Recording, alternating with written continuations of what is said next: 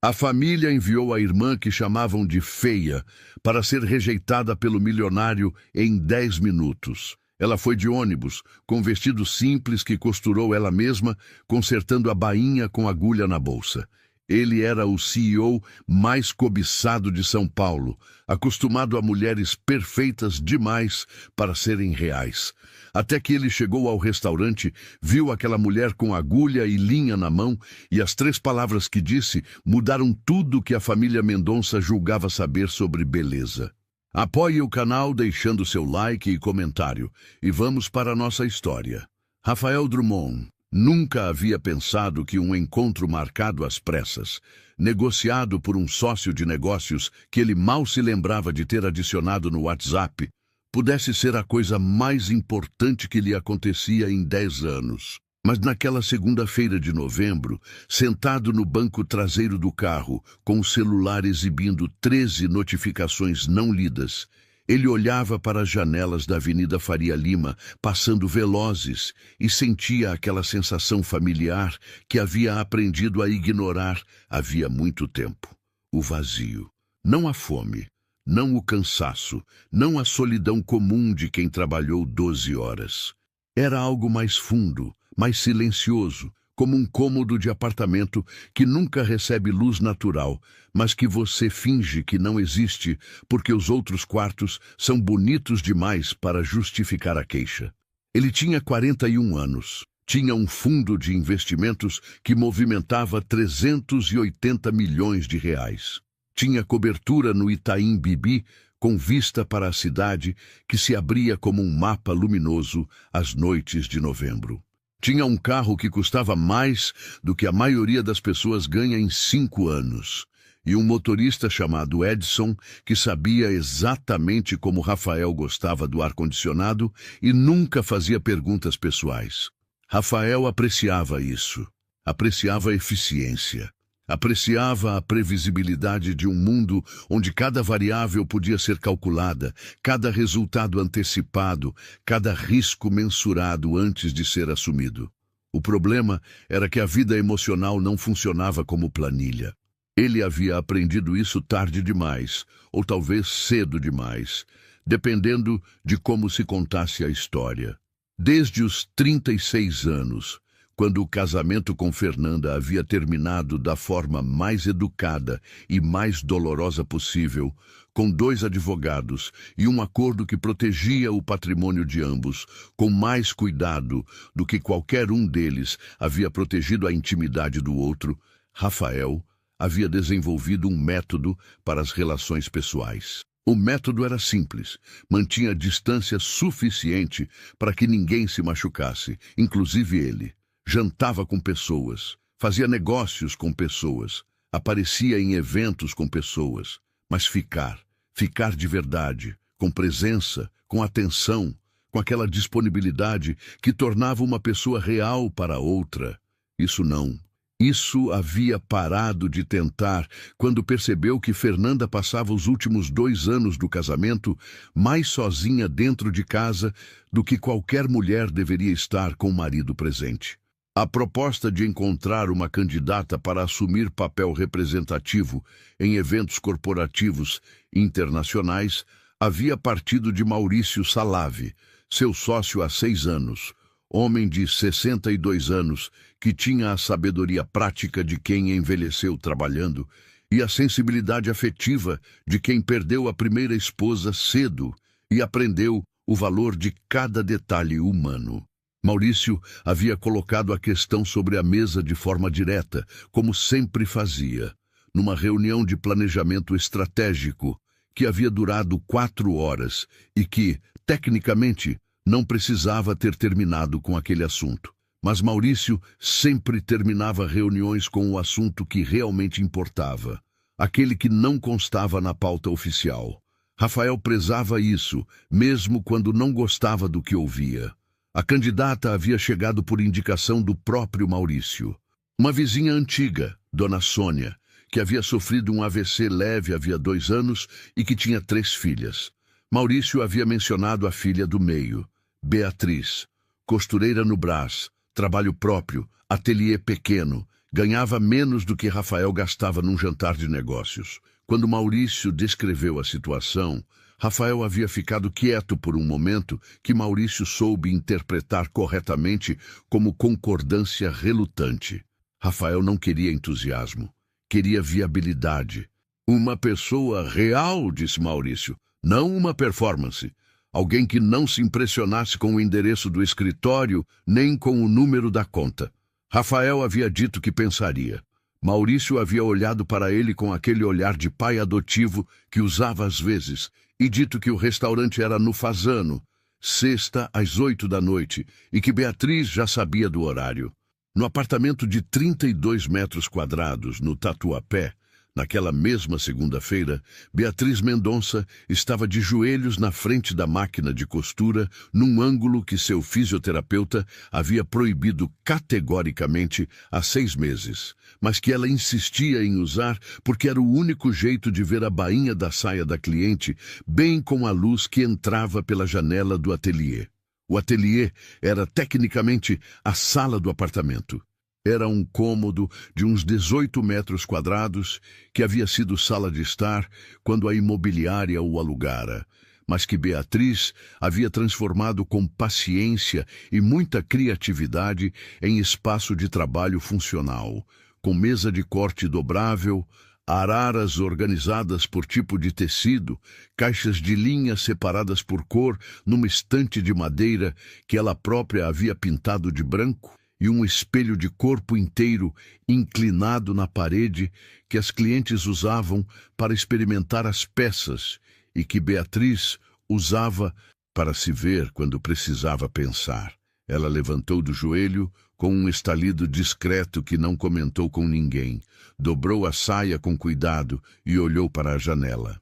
A luz da tarde entrava com aquela qualidade dourada que novembro tem em São Paulo quando o céu decide cooperar. E Beatriz ficou ali por um momento com as mãos sobre o tecido, sentindo a textura familiar do algodão misturado com elastano que a cliente havia trazido de uma viagem e que era, se ela ia ser honesta, de qualidade mediana, mas que ela havia trabalhado com o cuidado de seda. Ela sempre trabalhava assim. Era o único jeito que sabia. Do quarto, a voz de Dona Sônia chamou com aquela cadência levemente arrastada que havia ficado depois do AVC.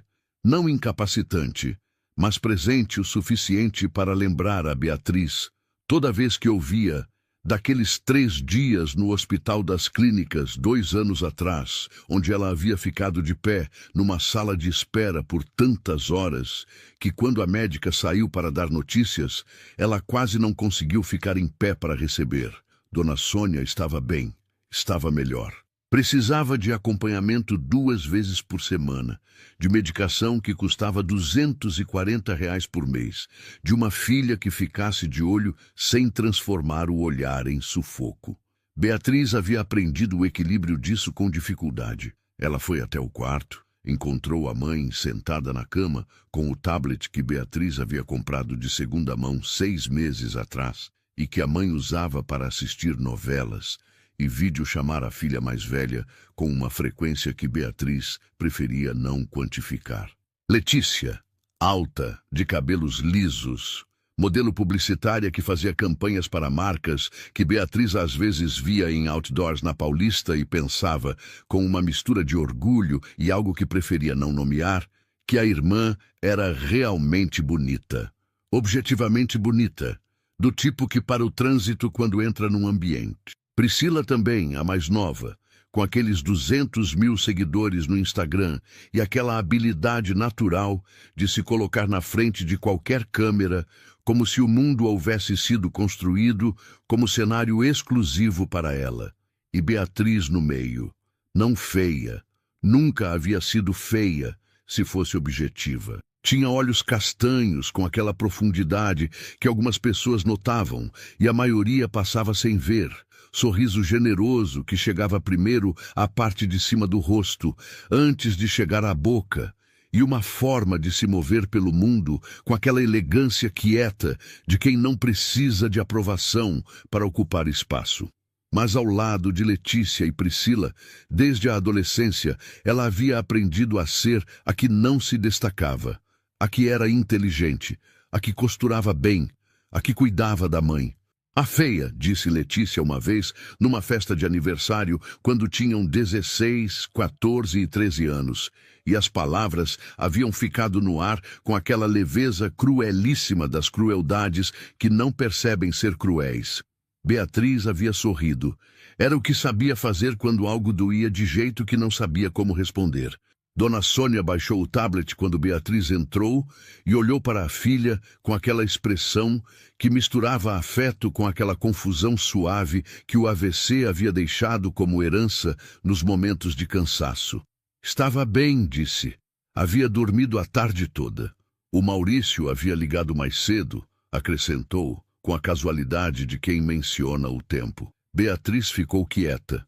O Maurício havia ligado algumas vezes nas últimas semanas, desde que aquela história havia começado a circular.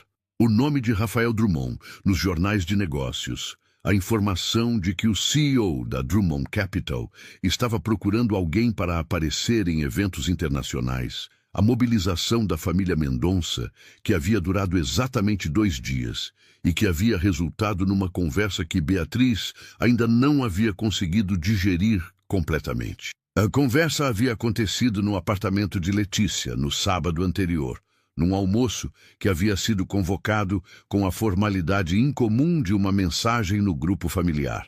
Elas 3 ao redor da mesa de mármore, que Letícia havia comprado na reforma do ano passado, Dona Sônia na cabeceira com o tablet na bolsa, porque Letícia havia pedido que ela deixasse o aparelho guardado durante o almoço.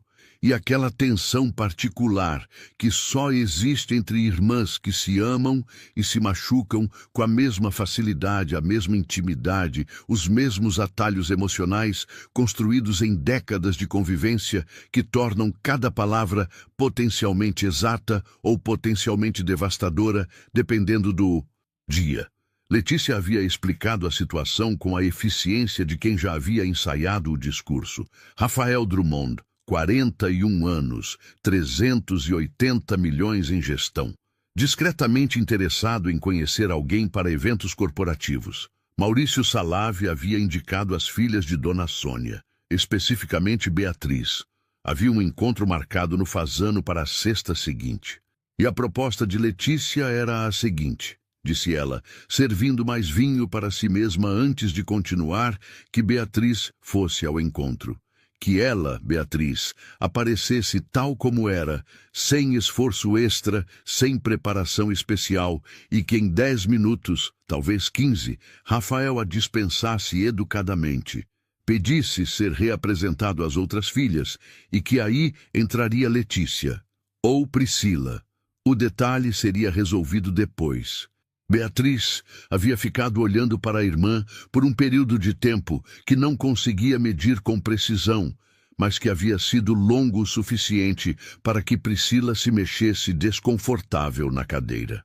Letícia havia dito, com o sorriso que usava, quando achava que estava sendo generosa, que seria rápido, que Beatriz nem precisaria se preocupar, que era literalmente só aparecer.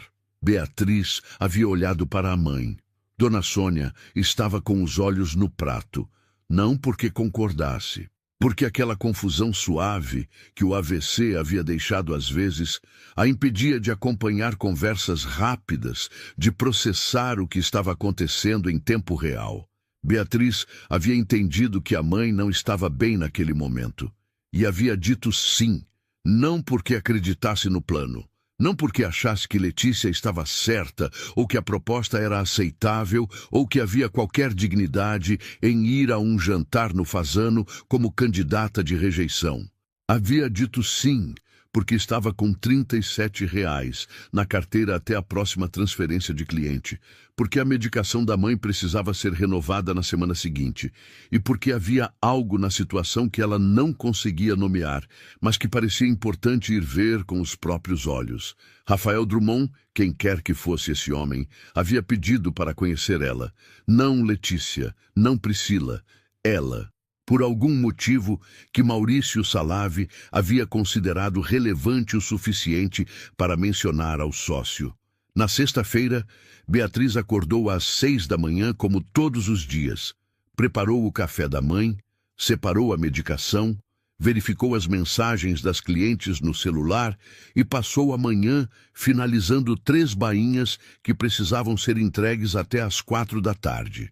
Às 2, havia lavado o cabelo, passado o creme que comprava na Feira da Liberdade por um preço que justificava o desvio de rota, e tirado do armário o vestido azul marinho que havia costurado 6 meses atrás para um evento que, no fim, não havia acontecido. Era um vestido simples, corte limpo, caimento preciso, sem enfeites desnecessários. O tipo de peça que fica bem porque foi pensada com cuidado, não porque gritava a atenção. Ela havia colocado, olhado no espelho inclinado do ateliê por tempo suficiente para decidir que era adequado e saído. O ônibus estava cheio na altura do metrô Tatuapé. Beatriz ficou de pé, bolsa no colo, olhando pela janela a cidade que passava com aquela indiferença magnética de São Paulo, que olha para todos e não vê ninguém e ao mesmo tempo vê tudo. Foi quando sentiu.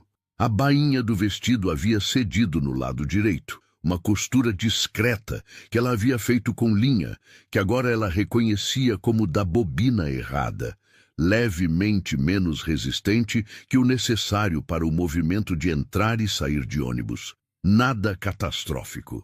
Uma abertura de talvez 4 centímetros que ninguém notaria se ela não mexesse muito, mas que ela notou, porque ela sempre notava. Abriu a bolsa.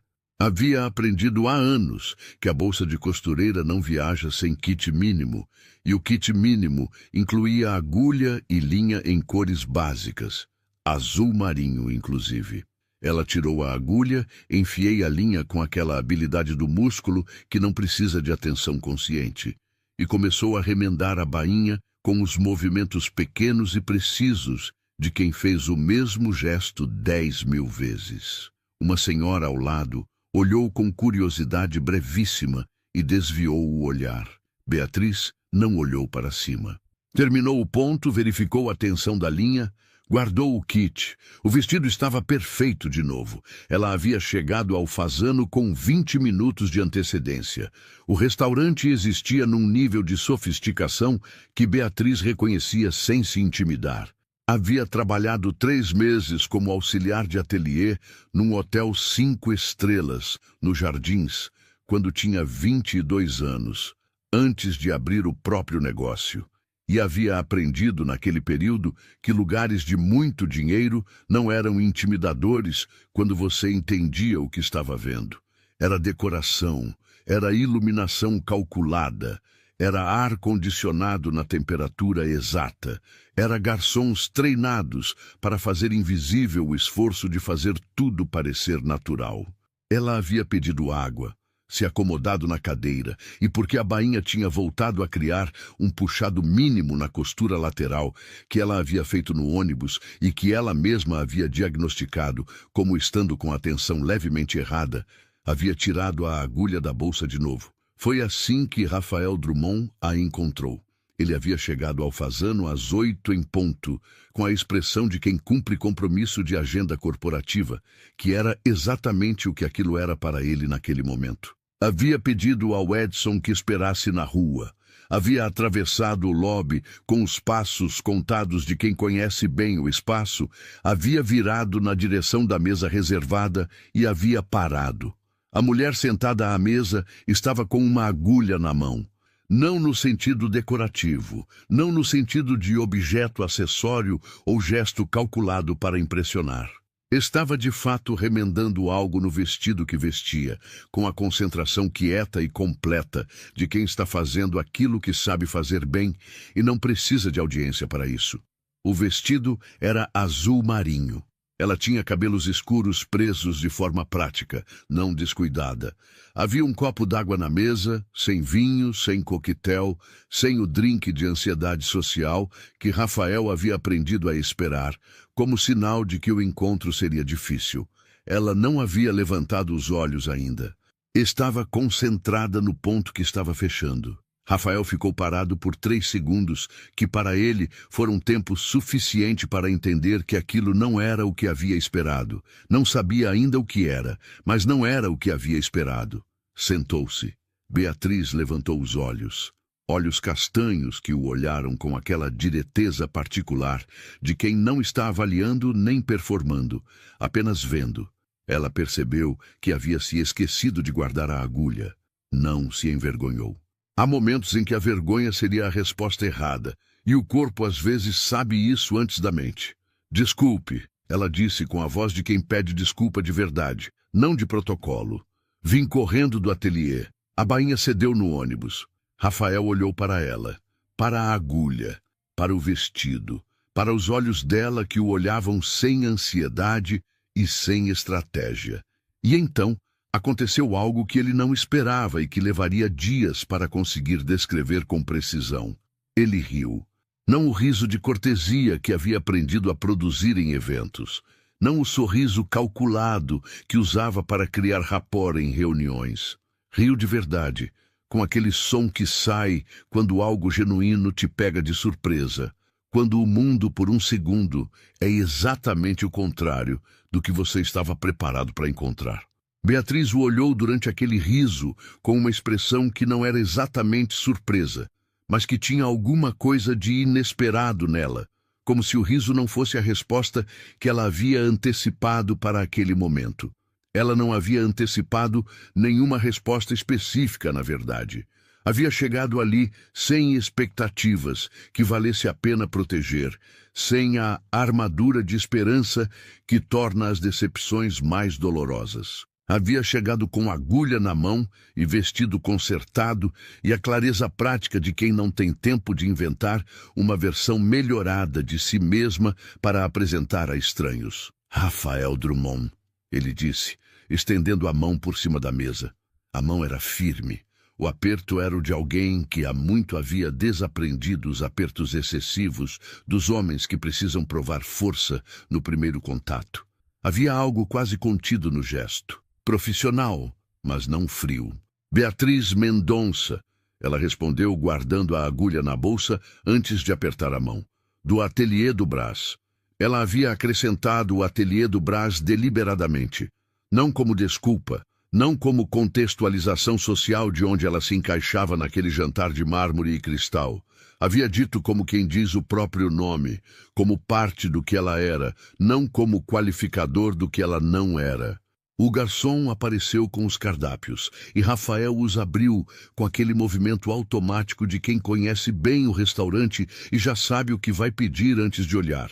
Mas não pediu imediatamente.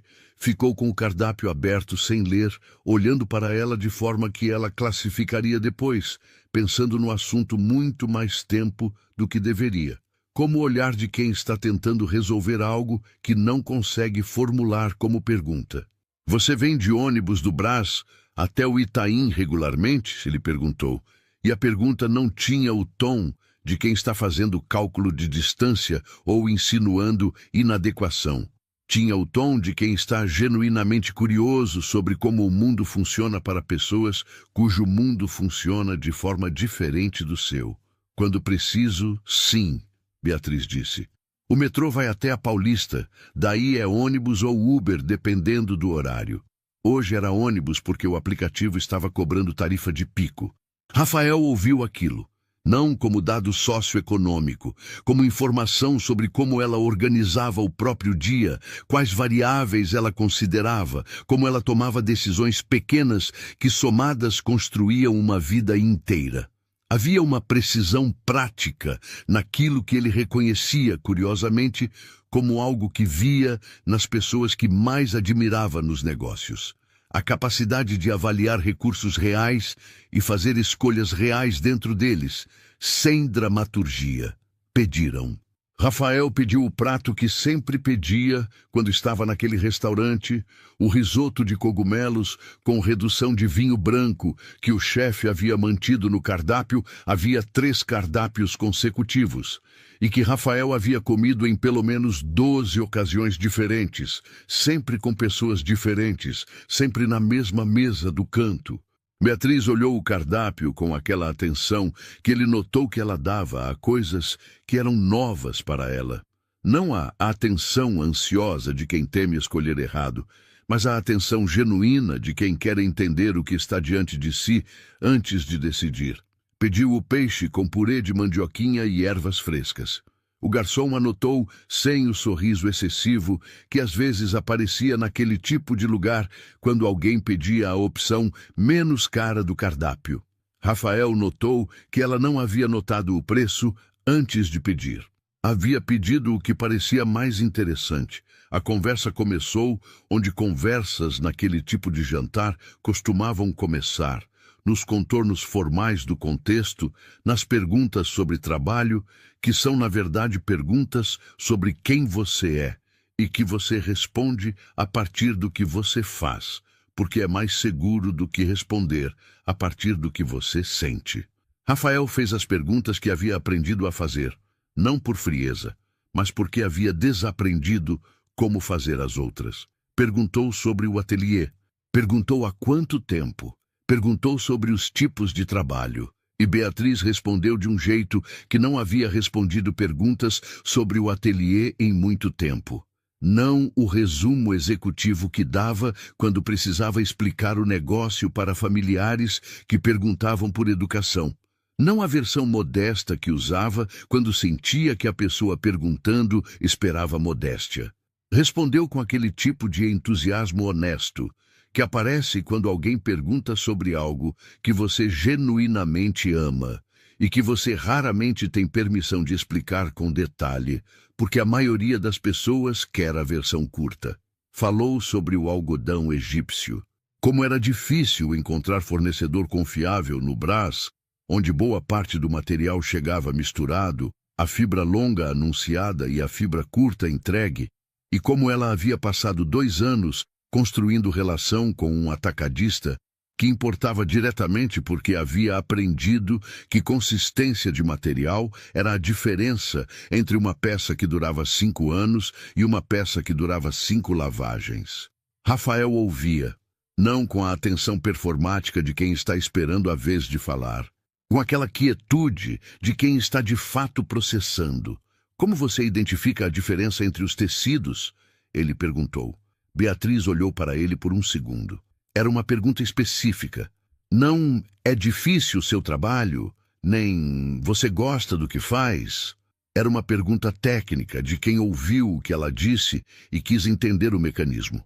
Pelo toque principalmente, ela disse. Fibra longa tem uma lisura específica que não tem no sintético misturado. E pelo comportamento da queima. Você queima um fio e vê como ele se comporta. Algodão puro vira cinza que some. Sintético enrola e endurece. Você aprendeu isso sozinha? No começo com minha avó. Depois com erro. Comprei 300 metros de malha que virou lixo em 2 meses. Aí você aprende a queimar o fio antes de assinar o pedido. Rafael ficou quieto por um momento. Havia algo naquele relato, na precisão do detalhe, na ausência de exagero dramático sobre o prejuízo ou de falsa modéstia sobre o aprendizado, que ele reconhecia como qualidade rara. A maioria das pessoas, contando sobre erro de 300 metros, quer que você sinta o quanto foi difícil. Beatriz havia contado como quem descreve procedimento técnico adquirido. O erro foi o professor. Fim. O risoto chegou com aquele aroma de cogumelo e vinho que Rafael havia aprendido a associar com dezenas de jantares de negócios onde o que estava na mesa importava menos do que o que estava sendo negociado. O peixe de Beatriz chegou com aquele purê cor de ouro que ela olhou por um segundo antes de provar, e Rafael viu a expressão dela quando a colher chegou à boca. Não era a expressão exagerada de quem está num lugar caro e sente que precisa demonstrar apreciação. Era a expressão pequena e genuína de quem provou algo que era de fato muito bom e simplesmente registrou aquilo sem precisar comentar. Bom? Ele perguntou, e percebeu que não havia perguntado isso a um jantar em anos. Muito, ela disse, e acrescentou, depois de uma pausa em que mastigou com aquela atenção que ela dava a coisas novas. O purê tem leite de coco. É sutil, mas muda completamente a textura. Ele provou o próprio risoto. Havia comido aquele prato pelo menos 12 vezes. Nunca havia notado nada de específico além de bom. Havia simplesmente comido. Olhou para Beatriz, que estava de novo prestando atenção ao peixe, com aquela concentração quieta que ela parecia aplicar a tudo o que fazia, e pensou que havia uma forma de estar presente no mundo que ele havia perdido em algum momento entre os 30 e os 40, e que não tinha nome exato, mas que estava sentado diante de si, comendo peixe com purê de mandioquinha. Ela falou sobre a mãe sem que ele perguntasse. Não como confissão, não como pedido de simpatia. Surgiu naturalmente da conversa quando ele perguntou sobre o Tatuapé e ela explicou que havia escolhido o bairro porque ficava a 15 minutos a pé da clínica onde a mãe fazia acompanhamento. 2 vezes por semana. Fonoaudiologia e fisioterapia. A recuperação do AVC, que havia sido mais lenta do que os médicos haviam previsto, mas mais completa do que os médicos haviam garantido. Dona Sônia estava bem, estava melhor. Tinha semanas boas e semanas em que a confusão voltava um pouco, quando estava muito cansada ou quando havia mudança brusca de rotina. Rafael ouviu tudo isso com aquela mesma atenção quieta. E quando ela terminou, numa frase prática sobre como havia reorganizado o horário de entregas para sempre estar em casa quando a mãe voltava da clínica, ele não disse o que as pessoas normalmente diziam, o como é difícil ou o você é muito forte. Ficou quieto por um momento que ela não tentou preencher. E então disse, minha mãe morreu quando eu tinha 32 anos, infarto. Eu estava em reunião em Zurique quando recebi a ligação.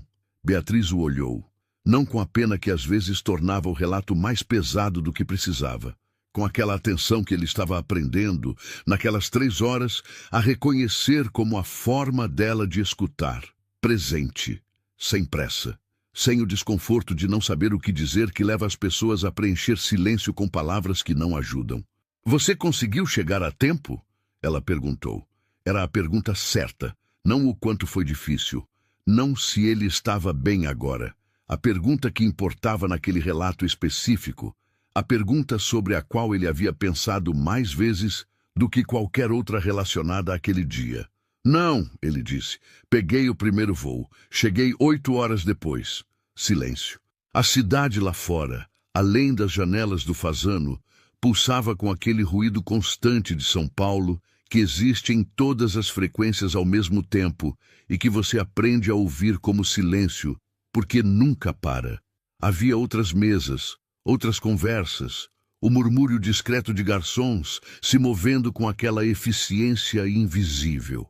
Aqui, nesta mesa específica, havia 2 pessoas que haviam chegado como estranhos e que estavam sem ter planejado e sem ter percebido exatamente quando, sendo reais um para o outro. Desde então eu trabalho como se trabalhar pudesse mudar o que já aconteceu, Rafael disse. Não estava certo de por que estava dizendo aquilo. Não havia dito aquilo para ninguém antes. Havia pensado. Havia o reconhecimento quieto daquele padrão em si mesmo, nos anos que se seguiram ao funeral, nos acordos de divórcio, nas reuniões de Zurique que duravam até a meia-noite, porque havia sempre mais uma análise para fazer, mais um número para revisar, mais uma decisão que parecia urgente às 11 da noite e que de manhã revelava a urgência como o que realmente era, razão para não ir para casa. E muda? Beatriz perguntou, com aquela direteza calma que ele havia percebido ser a forma dela de fazer as perguntas que outras pessoas evitavam. Não, ele disse. Então você sabe o que precisa mudar. Não era conselho, não era julgamento, era constatação, dita com aquela neutralidade de quem enuncia uma equação que tem solução conhecida, mas que a pessoa ainda não decidiu resolver. Rafael olhou para ela. Havia na expressão dela aquele sorriso pequeno, que não era satisfação de ter dito a coisa certa, mas era a expressão de alguém que não tem medo das perguntas difíceis, porque não está tentando nada com elas além de entender. O garçom trouxe a conta.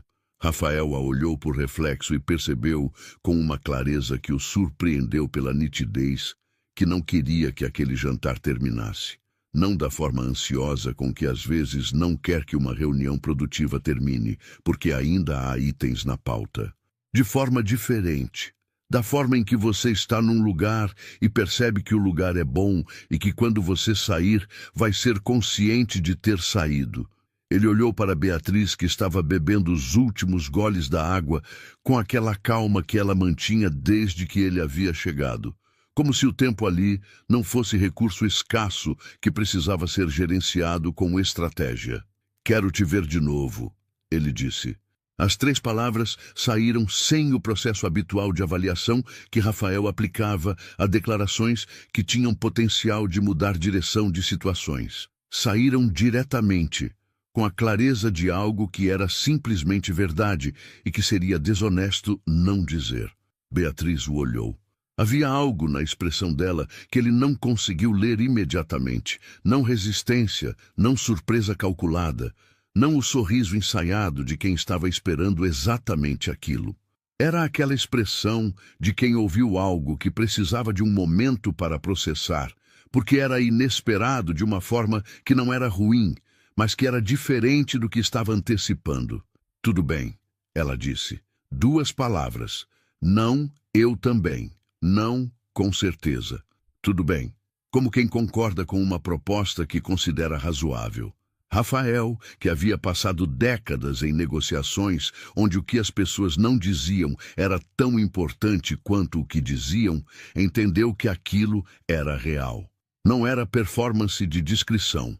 Era o sim de alguém que não finge entusiasmo, que não sente, mas que estava de fato aberta àquilo que ele havia proposto. No sábado seguinte, às 11 da manhã, Letícia havia aparecido no apartamento do Tatuapé. Beatriz estava trabalhando quando o interfone tocou, e havia algo na insistência do segundo toque, antes que o primeiro terminasse de reverberar pelo apartamento, que a fez ter a certeza de quem era antes de atender. Letícia entrou com o perfume que usava para sair, batom na cor que usava para sair, vestido justo, que era o vestido que Letícia usava quando queria ser notada. Era 11 da manhã de sábado. Rafael estava sentado na cadeira que Beatriz usava para receber clientes quando precisava discutir ajustes, aquela cadeira simples de madeira que ela havia coberto com tecido bege que sobrou de um pedido de decoração. Ele tinha 2 cafés da padaria da esquina na mão. Havia chegado 40 minutos antes com aquela pontualidade que ela havia aprendido ser característica sua, e havia ficado sentado observando ela trabalhar sem fazer perguntas desnecessárias. O que ela havia descoberto naquela manhã ser uma das formas mais raras de companhia que existem. A presença sem exigência de entretenimento. Letícia entrou, viu Rafael, reorganizou a postura num movimento que Beatriz reconhecia desde os 15 anos. Aquele ajuste sutil de quem percebe que tem audiência relevante e recalibra a performance de acordo. E os 20 minutos seguintes foram exatamente o que Beatriz havia previsto que seriam quando o interfone tocou. Letícia falando sobre publicidade, sobre campanhas, sobre uma marca italiana que havia visto no Instagram, sobre a vida que levava com aquela leveza ensaiada de quem está exibindo qualidades para avaliação. Rafael havia respondido com educação, com cortesia profissional, com a mesma distância atenciosa que Beatriz havia visto ele usar nas mensagens quando precisava encerrar assuntos. Quando Letícia finalmente saiu, com a desculpa de outro compromisso que havia surgido com urgência conveniente, Rafael havia ficado em silêncio por um momento. Depois havia se levantado, pego o casaco que estava sobre a cadeira e parado ao lado de Beatriz no corredor. Havia segurado a mão dela, não como gesto romântico calculado, como gesto de quem está anchoring, de quem está verificando que está no lugar certo depois de ter sido exposto a algo que tentou deslocá-lo. "Sua irmã veio me testar ou te humilhar?" Ele perguntou, a voz baixa, sem raiva, sem o tom de quem exige resposta. Beatriz olhou para a porta fechada. Havia uma resposta honesta para aquela pergunta. E havia uma resposta que era mais simples de dar. Ficou em silêncio por um momento que Rafael não tentou preencher. Ele entendeu assim mesmo. Os dias que se seguiram foram construídos de encontros que ninguém havia planejado com precisão, mas que aconteciam com aquela regularidade orgânica das coisas que têm razão de existir. Rafael apareceu na terça seguinte no ateliê do Brás, com 2 cafés da mesma padaria da esquina do Tatuapé, o que significava que havia passado pelo bairro dela antes de chegar, e ficou 40 minutos sentado na cadeira de madeira, coberta com tecido bege, observando Beatriz trabalhar numa saia de linho verde que uma cliente havia trazido para ajuste de cintura. Ele não perguntou se podia ficar. Ela não disse que podia. Simplesmente havia sido natural, da forma que as coisas naturais são, sem negociação e sem protocolo. Ela havia tentado, no início daquela semana, entender o que estava acontecendo com a clareza analítica que aplicava às coisas que precisava decidir. Havia tentado listar as variáveis como listava variáveis de pedidos de tecido, o que tinha, o que faltava, o que era razoável esperar. Rafael Drummond era CEO de fundo de investimentos. Tinha 41 anos. Morava em Cobertura, no Itaim. Havia rido da agulha e linha com aquele riso genuíno que ela ainda conseguia ouvir se ficava quieta o suficiente. Havia dito que queria a ver de novo e havia cumprido a palavra com aquela consistência que ela estava aprendendo, característica fundamental dele. Quando Rafael disse que faria algo, fazia. Quando não ia fazer, não dizia. Era uma forma de ser no mundo que ela reconhecia e respeitava, porque era a própria forma dela. O que a análise não resolvia era o que ela sentia quando ele chegava.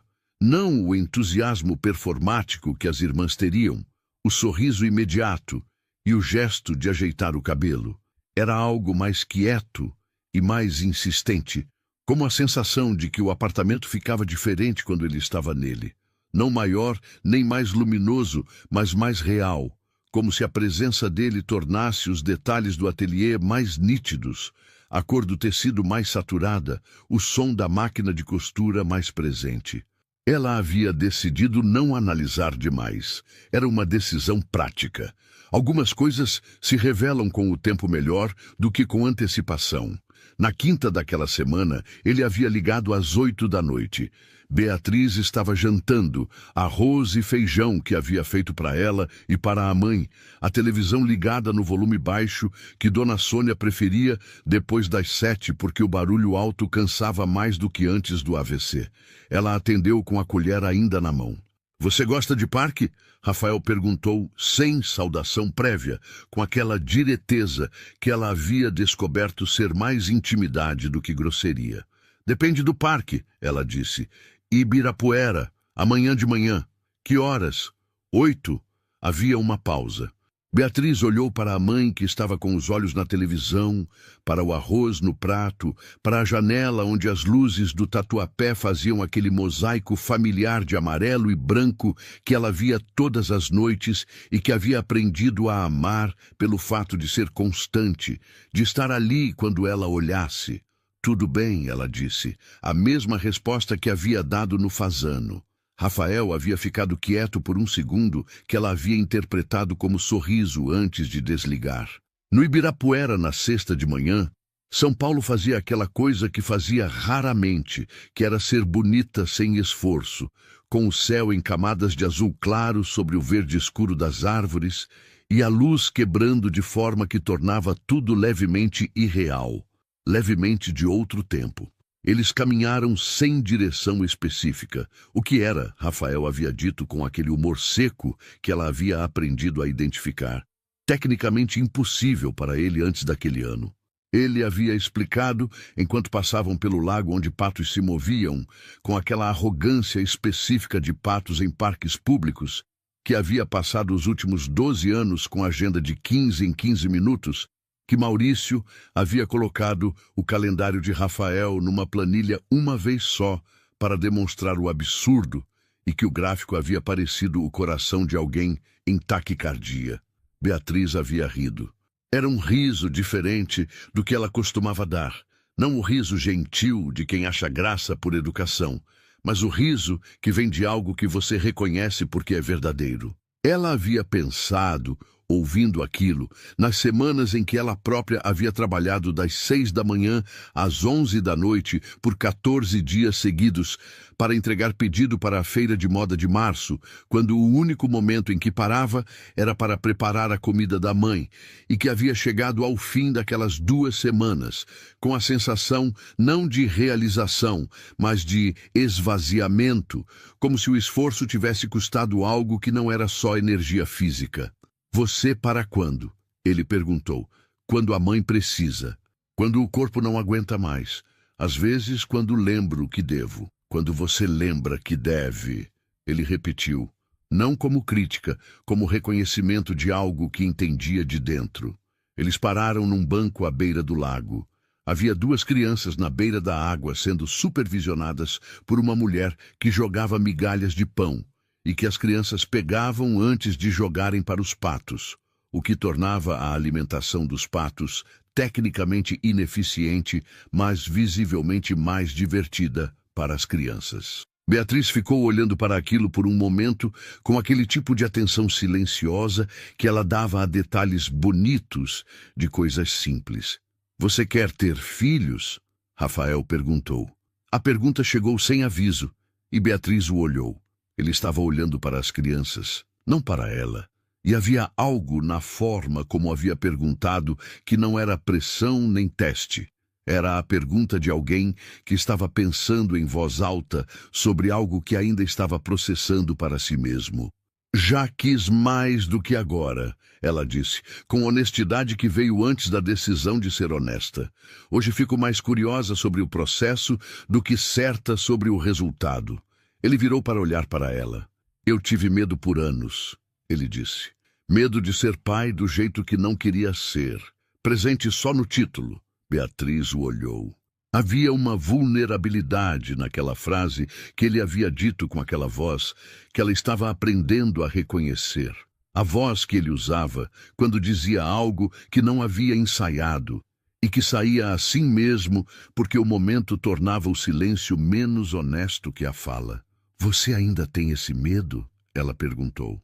Ele ficou quieto por um tempo que o barulho das crianças e dos patos e da cidade lá fora preencheu sem apressar. Menos, ele disse.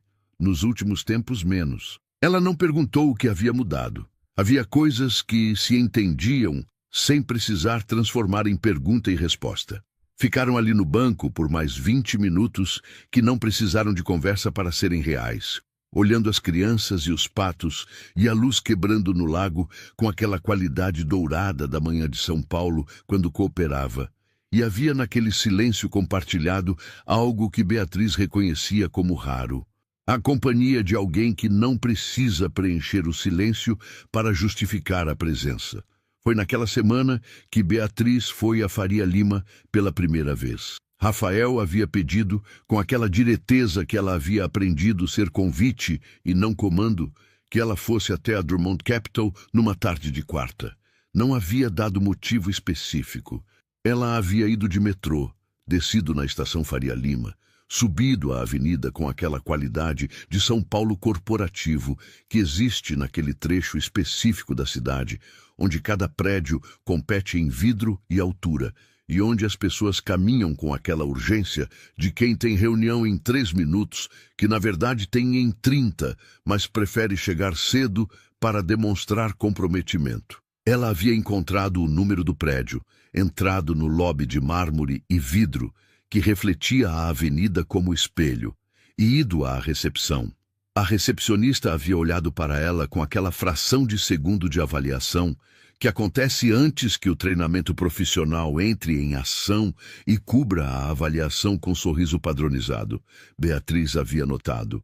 Havia dado o nome e dito que tinha reunião com Rafael Drummond, e havia esperado com aquela postura ereta que não era rígida, mas que não se curvava, que havia aprendido desde cedo que existia uma diferença entre deferência e dignidade, e que a segunda não precisava da primeira para se manter. O elevador abriu no 22º andar, e havia um corredor que terminava numa sala de vidro onde Rafael estava de pé, com duas outras pessoas, todos de terno, todos com expressões de análise que olhavam para uma tela de projeção com números. Rafael viu Beatriz antes que ela chegasse à porta, e havia algo no jeito que ele se voltou, a atenção mudando de direção com aquela naturalidade de quem faz um ajuste que não é esforço, que ela notou e que ficou com ela. Ele saiu da sala, veio até o corredor, e antes que ela dissesse qualquer coisa, ele disse o nome dela como quem usa o nome da pessoa para ancorar a presença dela no espaço. Não como chamado, mas como reconhecimento. Ela percebeu que estava sendo olhada, não de forma hostil, de forma curiosa, daquela curiosidade corporativa que existe quando alguém que não encaixa na silhueta esperada do ambiente aparece num espaço onde a silhueta esperada tem regras não escritas, mas perfeitamente legíveis. Ela estava com a blusa que havia costurado em setembro, azul cobalto, corte preciso, sem extravagância, cabelos presos, bolsa de couro que havia comprado numa liquidação do Brás há 2 anos e que era de qualidade real, não aparência de qualidade. Ela não havia tentado parecer outra coisa. Não era o tipo de tentativa que fazia. Rafael a apresentou aos sócios que estavam no corredor com aquela frase que ela havia levado dias para conseguir pensar sem que algo se movesse no peito. A pessoa mais honesta que conheci nos últimos 10 anos. Não minha convidada, não amiga, não qualquer um dos qualificadores sociais que servem para posicionar hierarquicamente uma pessoa num ambiente onde hierarquia é tudo. Havia dito aquilo, com aquela voz de quem enuncia fato estabelecido que não está aberto a debate. Os sócios haviam olhado para ela, depois para Rafael, depois para ela de novo, com expressões que recalibravam em tempo real. Ela havia ficado 1 hora naquele andar. Rafael havia mostrado a ela a vista do 22º. São Paulo se abrindo em todas as direções, com aquela imensidão que sempre surpreendia mesmo para quem morava ali, os prédios e as árvores do Ibirapuera ao longe, e o rio Pinheiros lá embaixo, reflexo pálido do céu. Ela havia ficado na janela por um momento com aquela atenção que dava a coisas que eram grandes demais para processar de uma vez só. Você vê isso todos os dias? Ela perguntou. Geralmente, não paro para ver. Ela virou para olhar para ele. Ele estava olhando para a vista. Você deveria, ela disse. Simples, sem lição. Era constatação, do mesmo tipo que ele havia feito no jantar do Fasano sobre o trabalho que não muda o passado. A linguagem deles havia se tornando isso. Percebeu ela, naquele momento, aquela troca de constatações diretas que não exigiam resposta imediata e que ficavam no ar sem pressão, como tecido de boa qualidade que não precisa de enfeite para mostrar que é bom. Foi nessa tarde, na volta para o Tatuapé, no metrô com a mochila no colo e os fones no ouvido sem música, porque às vezes ela preferia o ruído real ao curado, que Beatriz permitiu-se pensar com clareza o que havia evitado pensar diretamente. Estava gostando de Rafael Drummond, não do CEO da Drummond Capital, não do homem da cobertura no Itaim e do carro que Edson dirigia. Estava gostando do homem que havia rido da agulha e linha, que ficava 40 minutos sentado em silêncio observando ela trabalhar, que havia perguntado sobre patos e parques e filhos num banco do Ibirapuera numa manhã de sexta-feira. Estava gostando de quem ele era quando não estava sendo quem o mundo esperava que fosse. E havia também, com aquela honestidade que ela aplicava a si mesma, com o mesmo rigor que aplicava à qualidade de tecido, o medo. Não o medo do diferença de classe, que era real e que ela não ignorava. Não o medo do julgamento das irmãs, que era ruído que ela havia aprendido a filtrar. Era o medo mais específico e mais antigo de se tornar projeto, de ser a história que um homem rico conta para si mesmo sobre como cresceu como pessoa ao ter contato com alguém simples e verdadeiro, de ser o detalhe pitoresco na trajetória de outra pessoa em vez de personagem central da própria. Ela havia guardado esse medo com cuidado, da forma que se guarda coisa frágil, que não está pronta para ser examinada. E havia saído do metrô na estação Tatuapé com a sensação de que o tempo ia revelar o que a análise não resolvia. Era a única metodologia que havia para certas coisas: esperar e ver com olhos abertos. O jantar de encerramento de ano da Drummond Capital foi marcado para a segunda quinzena de dezembro, no Grand Hyatt de São Paulo, na região da Berrini. Rafael havia convidado Beatriz numa tarde de domingo em que estavam na cozinha do apartamento do Tatuapé, ela fazendo risoto de cogumelos que havia aprendido com a avó e que era completamente diferente. Havia dito para ele com aquele humor quieto que ele havia aprendido a reconhecer, do risoto do fazano, no sentido de que o dela era melhor. Ele havia concordado, depois de provar, com aquela honestidade que ela havia percebido ser um dos valores que ele praticava de forma consistente, e havia ficado na beira da bancada, olhando ela mexer a panela com aquele conforto de quem está exatamente onde precisa estar. O convite havia chegado de forma natural, na conversa sobre o evento, sobre os investidores internacionais, sobre o fato de que seria a primeira vez em anos que Rafael apareceria num evento corporativo sem a blindagem completa da persona executiva. Ele havia dito que queria que ela fosse, não como acessório de imagem. Havia dito com aquela direteza que ela já conhecia: quero que você esteja lá, porque a noite vai ser mais real se você estiver. Ela havia dito tudo bem. Em notícia, chegou à família Mendonça, de forma que Beatriz não havia conseguido prever que era pelo Instagram de uma das colunas de eventos corporativos de São Paulo que havia publicado a lista de presença confirmada do jantar da Drummond Capital, com o detalhe de convidada especial do CEO. O nome de Beatriz não estava publicado, mas Letícia havia deduzido com a velocidade de quem havia estado monitorando a situação com a atenção que o colunista havia omitido por discrição. Havia ligado para Beatriz 3 vezes. Beatriz havia atendido na terceira.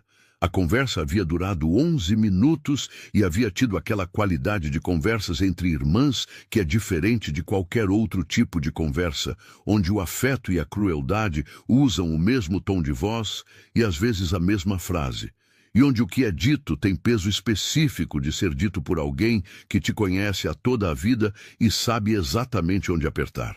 Letícia havia dito que não entendia o que Rafael via nela. Havia dito com aquela delicadeza de faca que ela tinha desde os 16 anos. Beatriz havia ficado quieta. E depois havia dito que não precisava que Letícia entendesse. A conversa havia terminado.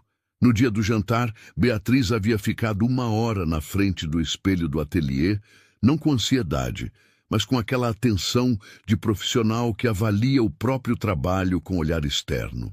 Havia costurado o vestido naquela semana, verde escuro, corte que ela sabia que funcionava para seu corpo, porque havia passado 4 anos estudando como diferentes cortes funcionavam para diferentes silhuetas, e a sua era uma que ela conhecia melhor do que ninguém. Havia algo no vestido que era diferente das peças que costumava fazer para si mesma. Havia colocado mais cuidado, havia revisado as costuras 2 vezes, não porque precisava impressionar, porque queria estar bem para si mesma naquele momento específico. O Grand Hyatt se abria na Berrini com aquela arquitetura de hotel de luxo, que é ao mesmo tempo imponente e calculadamente acolhedora. A fachada de vidro refletindo as luzes da noite. O lobby com o mármore e as flores que custavam mais do que o aluguel mensal de Beatriz, e que existiam ali com aquela naturalidade de coisas que habitam mundos onde o preço não é variável que entra no cálculo. Rafael a havia encontrado na entrada e havia algo na forma como ele a olhou quando ela chegou, que ela foi guardar no mesmo lugar onde havia guardado o riso da agulha e linha, naquele lugar interno que não tem nome certo, mas que é onde ficam as coisas que você sabe que vão importar depois. Eles haviam entrado juntos. A mesa era de 6 pessoas, 2 sócios franceses da Beaumont Capital, parceira europeia da Drummond, suas esposas que falavam inglês com aquele sotaque parisiense que tornava o idioma completamente outro, e Rafael e Beatriz. A conversa havia começado em inglês, naturalmente, sobre o mercado brasileiro, sobre perspectivas para o ano seguinte, e Beatriz havia participado com aquela precisão técnica do inglês que havia estudado por 3 anos no curso livre do Tatuapé, não o inglês de conversação superficial, mas o inglês de documentos e negociações que ela havia aprendido, porque precisava ler especificações de tecido importado e que se revelava agora ser exatamente o vocabulário certo para aquela conversa específica, sobre regulações e fornecedores e cadeias de valor. Um dos franceses havia perguntado sobre o mercado de moda artesanal brasileiro. Ela havia respondido sobre o Brás, sobre a cadeia de fornecimento, sobre a dificuldade de escalar sem perder, o que tornava o artesanal valioso. A conversa havia ficado interessante daquela forma em que conversas ficam quando alguém tem conhecimento real sobre o assunto em vez de opinião geral. Foi nesse momento que Letícia apareceu. Beatriz percebeu a irmã antes de a ver. Foi pelo murmúrio que aconteceu na entrada do salão, aquele rearranjo sutil de atenção que ocorre quando alguém entra num espaço sem pertencer ao espaço. E o espaço registra isso antes que qualquer pessoa decida conscientemente registrar. Depois viu Letícia com o vestido vermelho que usava quando queria ser a coisa mais visível num ambiente, o cabelo com aquele movimento liso e controlado que custava 3 horas de salão, os olhos percorrendo o salão com aquela velocidade de quem está procurando algo específico e já sabe mais ou menos onde está. Beatriz ficou quieta. Sentiu algo apertar no peito com aquela especificidade da dor familiar. A dor que não é surpresa porque você conhece a pessoa que a causa desde que tem memória, que você reconhece como a dor de alguém que te ama de um jeito que às vezes machuca mais do que não amar. Ela havia aprendido a distinguir as duas coisas. Não tornava mais simples, mas tornava mais claro. Letícia chegou à mesa com aquele sorriso que usava em ambientes onde precisava fazer impressão. O sorriso que Beatriz sabia custar esforço, mas que parecia natural para quem não a conhecia há 30 anos. Os sócios franceses olharam para ela com aquela avaliação imediata que homens de determinada geração fazem sem perceber que fazem. Rafael levantou os olhos do copo de vinho com aquela expressão fechada, que Beatriz havia aprendido a reconhecer como o rosto que ele usava quando estava avaliando uma situação antes de decidir como reagir a ela. Rafael, Letícia disse, com aquela familiaridade de quem usa o nome de alguém que não conhece como se conhecesse. Que surpresa encontrar você aqui, como se não soubesse que era o evento dele. Como se a presença dela não tivesse sido calculada em cada detalhe, desde o horário de chegada até a escolha do vestido vermelho que garantia que ela seria vista antes de ser ouvida. Rafael respondeu com educação. Uma palavra, 2. O tipo de resposta que não abre conversa, mas que não fecha com rudeza, porque ele era, Beatriz havia aprendido, alguém que não usava grosseria como ferramenta mesmo quando teria razão de usá-la. Letícia se virou para a mesa com aquele giro de ombros que era convite para ser apresentada. E Rafael ficou quieto, o que era uma forma de não apresentar. E Beatriz percebeu que os franceses estavam acompanhando aquilo com aquela atenção discreta europeia de quem não quer criar cena, mas está de fato registrando cada detalhe. Foi então que Letícia disse, não com raiva, não com o calor de alguém que age por impulso ou emoção não calculada. Com aquela voz equilibrada e quase gentil, que era mais difícil de responder do que a raiva, porque não dava a ninguém a permissão de reagir com raiva de volta. Olhou para Rafael, não para Beatriz, e disse em voz que não era grito, mas que era alta o suficiente para a mesa inteira ouvir sem esforço. Rafael, você sabia que minha irmã foi enviada ao seu encontro como piada? A família toda achou graça. Ninguém esperava que você levasse a sério. Silêncio. não o silêncio de pausa de conversa. O silêncio de quando o ar muda de qualidade num espaço, quando algo foi dito que não pode ser não dito e que todo mundo presente processa em tempo real com aquela velocidade que situações extremas ativam. Os sócios franceses olharam para Beatriz. As esposas olharam para Letícia. Rafael pousou o copo de vinho sobre a mesa. Beatriz não se moveu. Havia nela, naquele momento, uma quietude que não era choque e não era dissociação.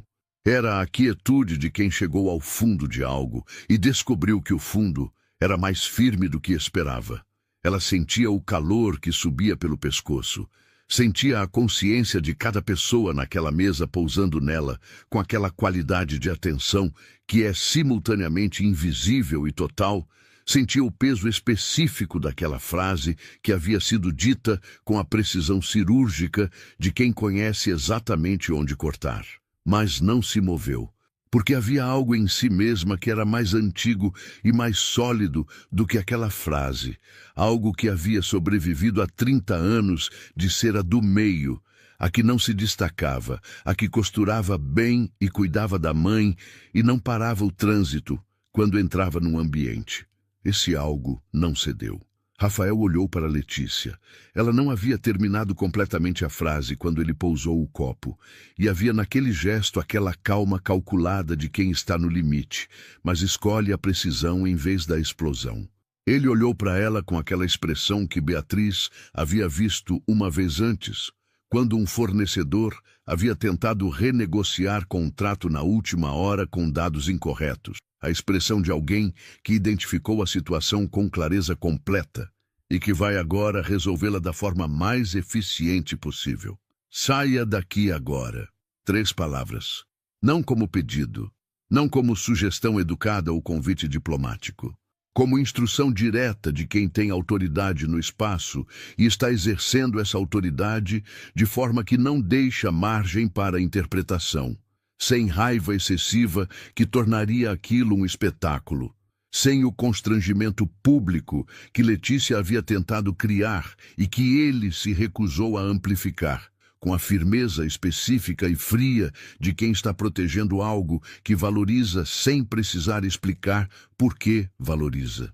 O segurança estava ao lado de Letícia em menos de 30 segundos. Ela havia olhado para Rafael por um momento com uma expressão que Beatriz não conseguiu ler completamente.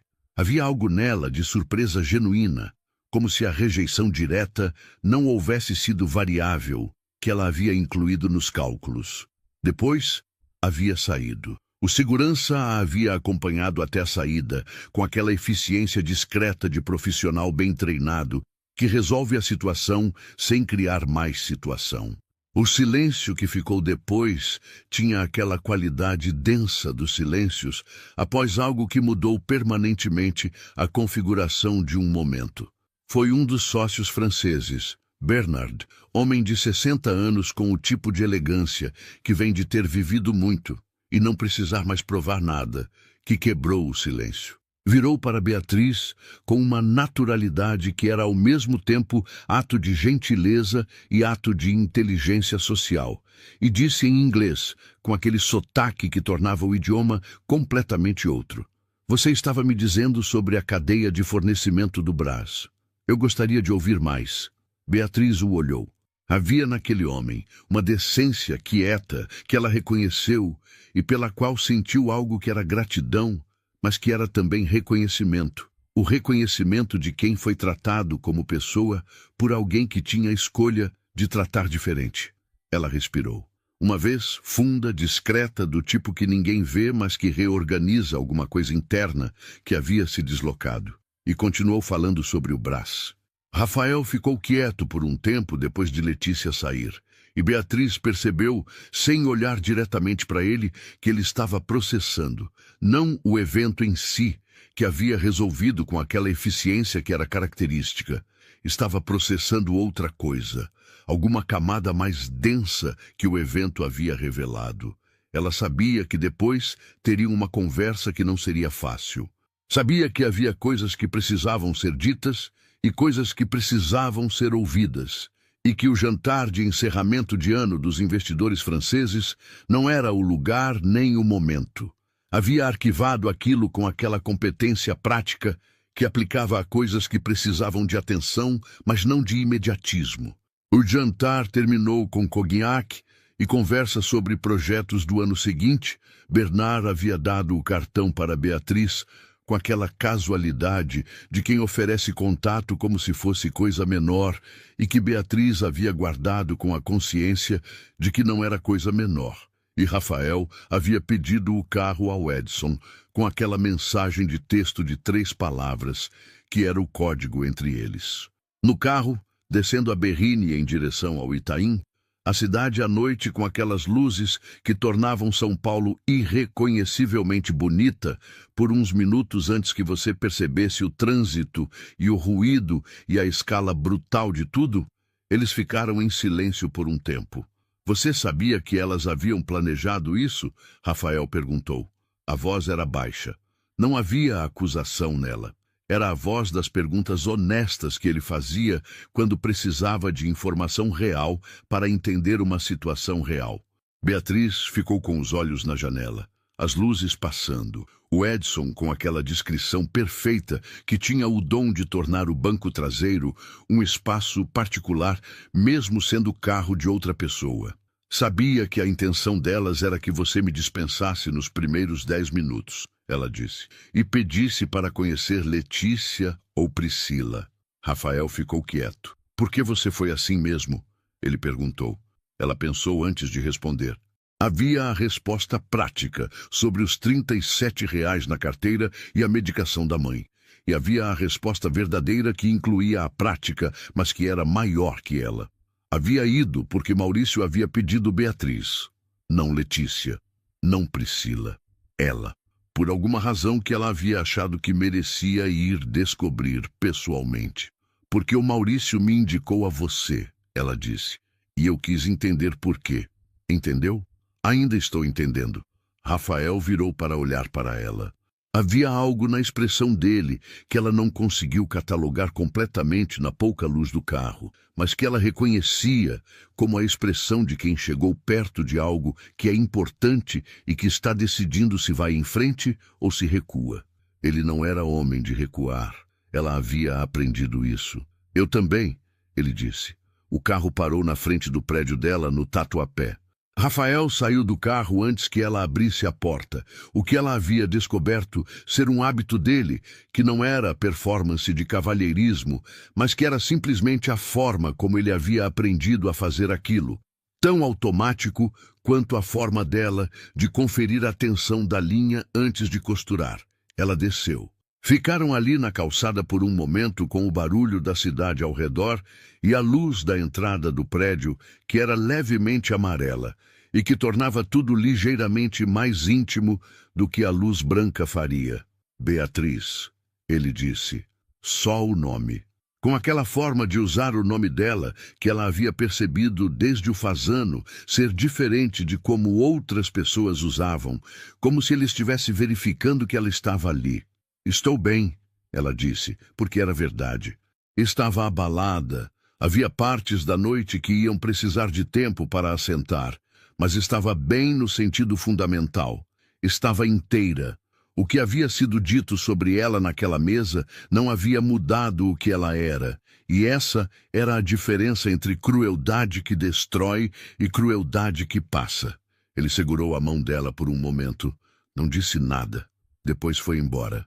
Naquela noite, Beatriz ficou muito tempo acordada no escuro do quarto, ouvindo o barulho da cidade, pelo qual havia aprendido a dormir, mas que naquela noite funcionava como fundo sonoro do pensamento, em vez de embalo do sono.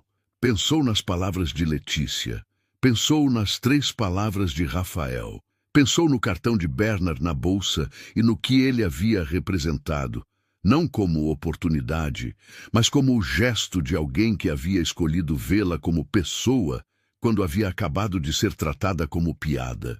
Pensou pela primeira vez em muito tempo naquele medo que havia guardado com cuidado de ser projeto de alguém, de ser o detalhe pitoresco.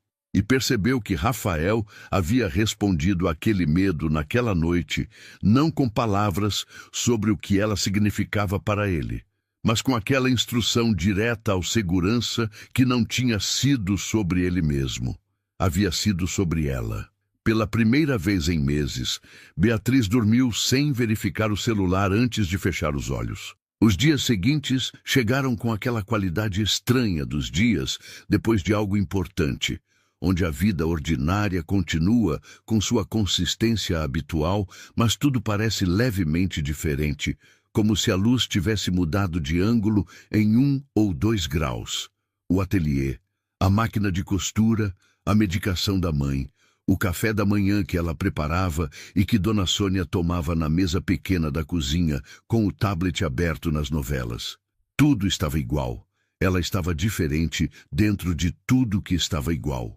Rafael ligou na manhã seguinte. Ela atendeu com a agulha na mão, literalmente, porque estava no meio de uma costura que não podia largar no ponto em que estava, e havia algo deliberadamente normal nisso que ela apreciou. A conversa foi curta. Ele havia dito que precisava conversar sobre o que havia acontecido no jantar. Ela havia dito que sabia. Ele havia perguntado quando. Ela havia dito no fim de semana. No sábado à tarde, eles foram à Avenida Paulista. Não havia razão específica para a Paulista, além do fato de que era o lugar em São Paulo onde as classes se misturavam com mais naturalidade do que em qualquer outro, onde o executivo e o ambulante e o estudante e o turista dividiam o mesmo calçadão com aquela democracia de espaço que a cidade raramente oferecia. Beatriz gostava da Paulista por isso. Rafael havia dito que nunca a havia experimentado dessa forma, caminhando, sem destino de reunião, e que era diferente do que ele pensava que seria. Eles caminharam por um tempo antes de encontrarem um banco livre de frente para o MASP, aquela arquitetura suspensa no ar que ainda surpreendia mesmo para quem via com frequência, e sentaram. Havia um músico a uns 20 metros tocando violão com aquela competência de quem aprendeu no instrumento tudo que instrumento tem a ensinar, e a melodia chegava misturada com o barulho da cidade, de forma que era mais textura do que música, mais presença do que performance. Eu precisava te dizer, Rafael começou, com aquela voz das coisas que ele havia pensado antes de dizer, que eu não sabia do plano delas quando o Maurício me indicou você. Isso precisa estar claro. Está claro, Beatriz disse. E que o que Letícia disse naquela mesa não muda nada do que eu penso sobre o que estamos construindo. Beatriz ficou olhando para o MASP por um momento. A luz da tarde batia naquele concreto com uma qualidade que o tornava quase cobre, quase vivo, como se o prédio respirasse de forma diferente em diferentes horas do dia. Rafael, ela disse com aquela direteza que era a linguagem deles. O que me preocupa não é o que Letícia disse. Já conheço Letícia há 30 anos. Sei o que ela é e de onde vem. O que me preocupa sou eu. Ele a olhou. Você... Ela continuou, com a voz de quem está dizendo algo que precisou de coragem para formular. Não a coragem dramática, mas a coragem quieta de ser honesta sobre algo que é vulnerável. Você tem cobertura no Itaim, fundo de 380 milhões. Reuniões em Zurique. Eu tenho ateliê de 18 metros quadrados no Brás e mãe que precisa de acompanhamento 2 vezes por semana. E eu preciso saber se sou a pessoa ou sou a história. Silêncio. O violão ao fundo, a cidade. A luz cobre no concreto do MASP.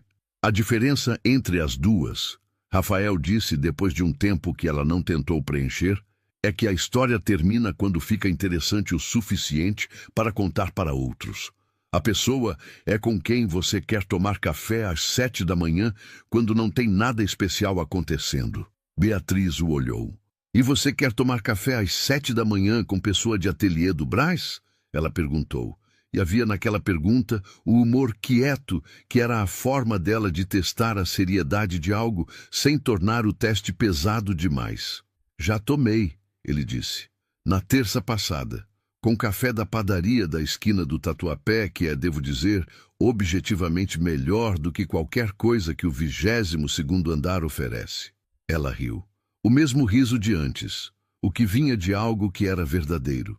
E havia naquele riso, naquela tarde na Paulista com o violão e o MASP, e a luz que ficava mais dourada à medida que o sol descia, algo que ela reconhecia como o momento em que uma decisão que havia estado sendo tomada lentamente por semanas finalmente chegava à superfície. Ela havia abaixado a guarda, não completamente, não de uma vez, porque não era o tipo de coisa que se fazia de uma vez sem ser tolice, mas havia baixado o suficiente para que o que estava do outro lado pudesse entrar. Os dias que se seguiram tinham aquela textura específica de coisas que estão crescendo devagar, que não têm momento inaugural visível, mas que quando você olha para trás, percebe que estavam crescendo o tempo todo.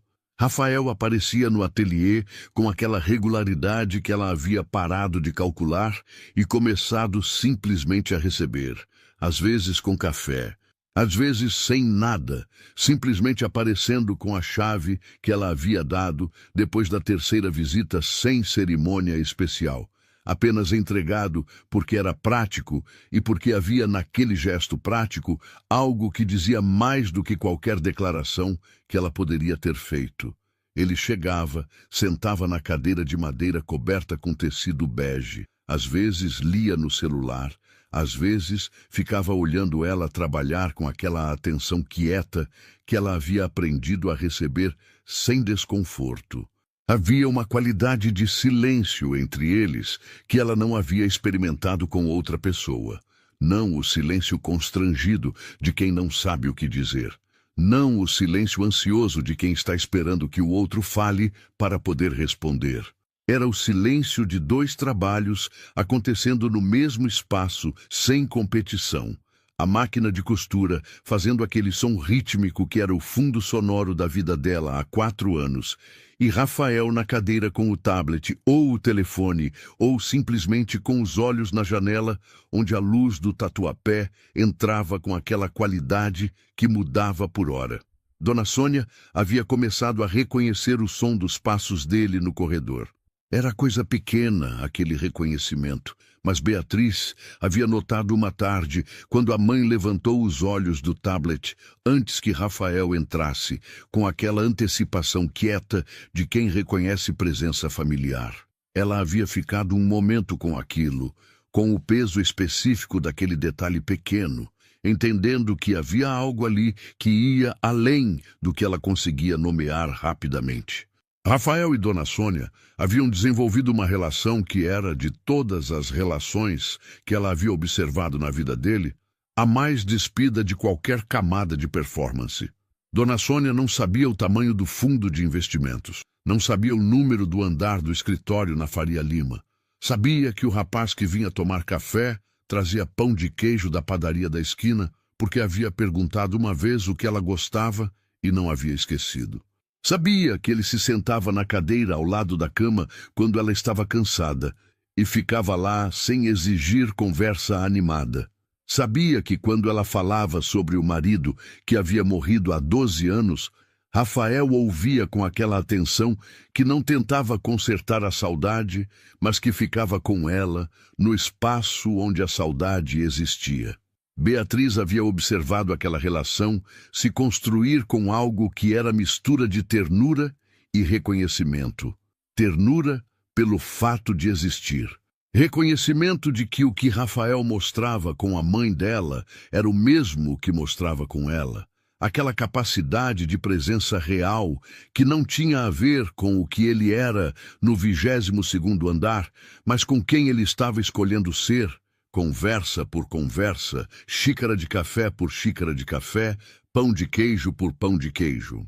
Janeiro chegou com aquele calor de São Paulo, que é diferente dos outros calores, mais úmido, mais insistente, com as chuvas da tarde que chegavam, com a pontualidade de compromisso marcado, e que tornavam a cidade por 30 minutos Um lugar completamente diferente, as ruas refletindo o céu cinza chumbo antes da chuva e o verde das árvores ficando mais verde depois.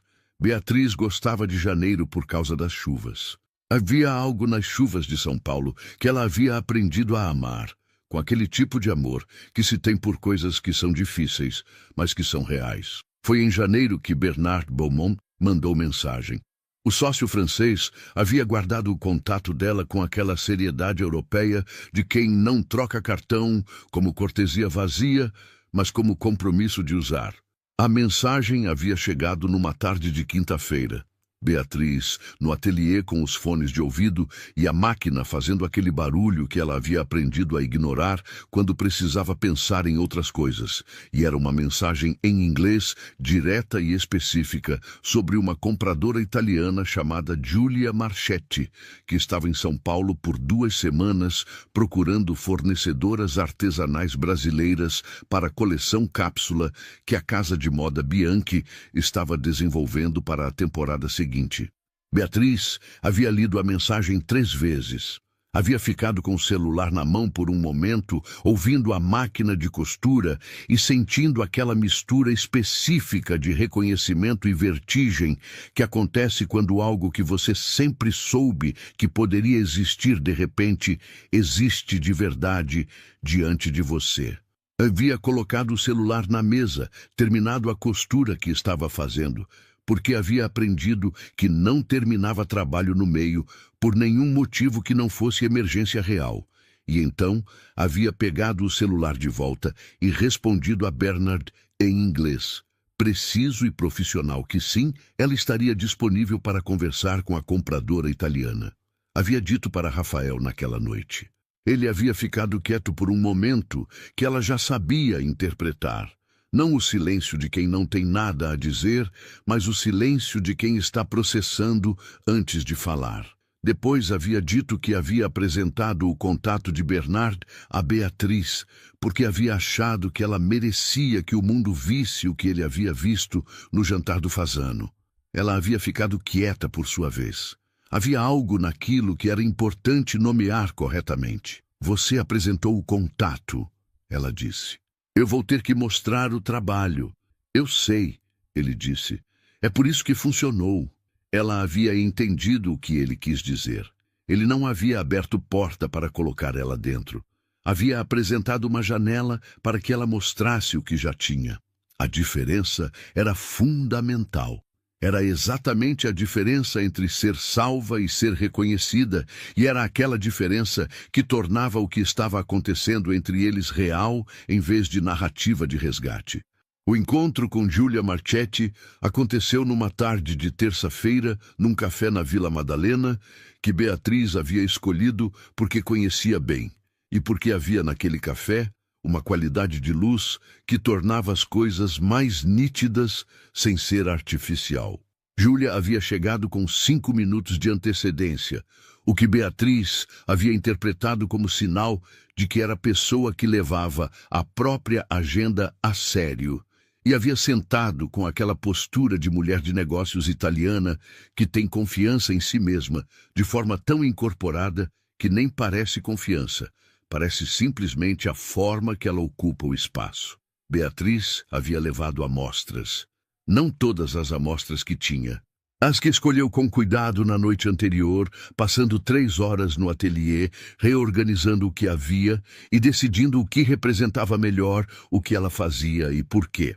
Havia levado o algodão egípcio que havia conseguido do fornecedor de confiança, a peça autoral, que havia vendido na última feira do Brás, e que era, ela sabia, o melhor exemplo do que seu trabalho podia ser quando tinha material e tempo adequados, e 2 protótipos que havia desenvolvido em novembro, que não havia mostrado para ninguém ainda, porque não havia acabado de decidir se estavam prontos. Giulia havia pegado cada peça com as mãos de quem entende tecido, aquele toque profissional que vai direto para a textura e o caimento, e havia ficado muito quieta por um tempo que Beatriz havia deixado ser quieto sem tentar preencher com explicações. Quando Giulia falou, Havia falado em inglês, com sotaque, que tornava o idioma completamente outro, e havia feito perguntas que eram... Beatriz percebeu com aquele reconhecimento de quem encontra par intelectual, inesperadamente, as perguntas certas. Sobre fornecimento, sobre escalabilidade sem perda de qualidade, sobre o que era negociável e o que não era. A reunião havia durado 2 horas e meia. Ao final, Julia havia dito que levaria as amostras para Milão na semana seguinte e que voltaria com proposta concreta. Havia dado o cartão com o endereço da Bianchi em Milão e havia dito, com aquela direteza italiana que Beatriz havia reconhecido como forma de respeito, que o trabalho era excepcional e que a Casa Bianchi não fazia parceria com trabalho que não era excepcional. Beatriz havia saído do café na Vila Madalena com aquela qualidade de tarde de janeiro em São Paulo, úmida e luminosa ao mesmo tempo, e havia ficado na calçada por um momento, sentindo o calor no rosto e o barulho da cidade ao redor, e aquela sensação que não tinha nome exato, mas que era alguma coisa parecida com o futuro, ficando mais real do que era antes. Havia ligado para Rafael. Ele havia atendido no segundo toque. Como foi? Ele perguntou. Ela levou as amostras para Milão, Beatriz disse. Silêncio de um segundo.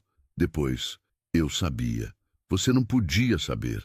Podia, ele disse, com aquele tom que era, ao mesmo tempo, certeza e afeto. Vi o trabalho. Vi você. Sabia. Ela havia ficado na calçada da Vila Madalena por mais um momento, com o celular no ouvido e o barulho da cidade e aquela sensação de futuro real, e havia pensado que havia uma forma de ser visto que era diferente de todas as outras formas.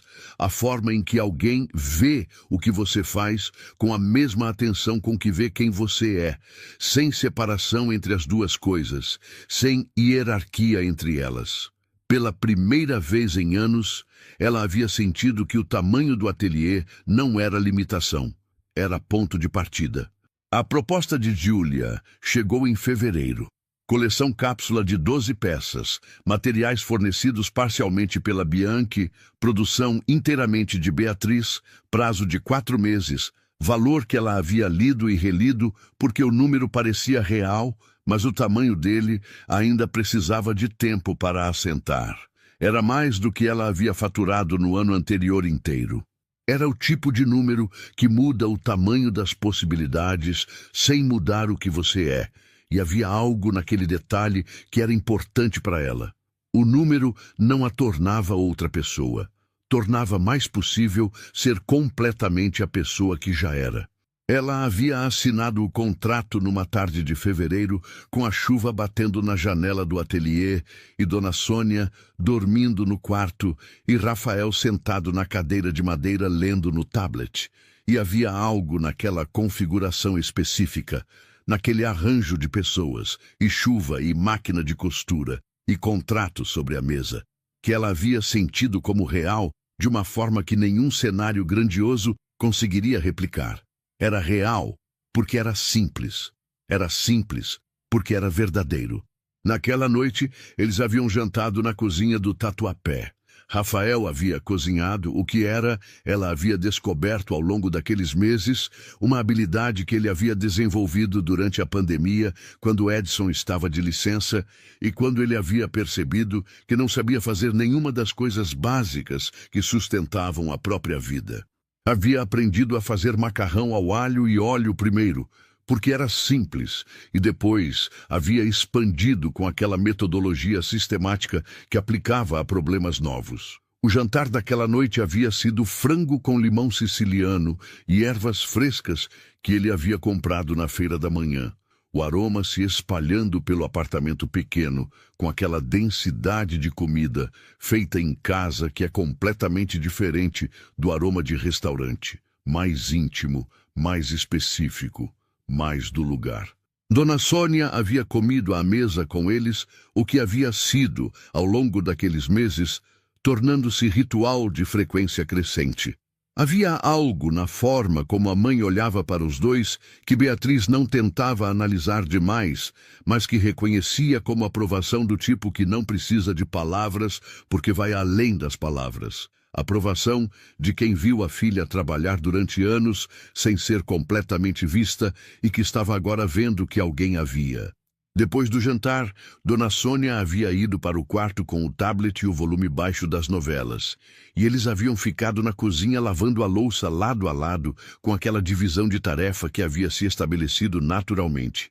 Beatriz lavando, Rafael enxugando, o som da água e das xícaras no fundo do barulho da cidade lá fora.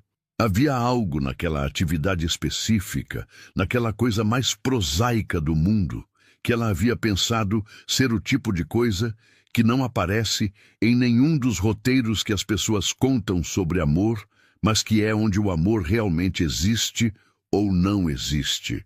Não nos momentos grandes, nos momentos de louça lavada de segunda-feira.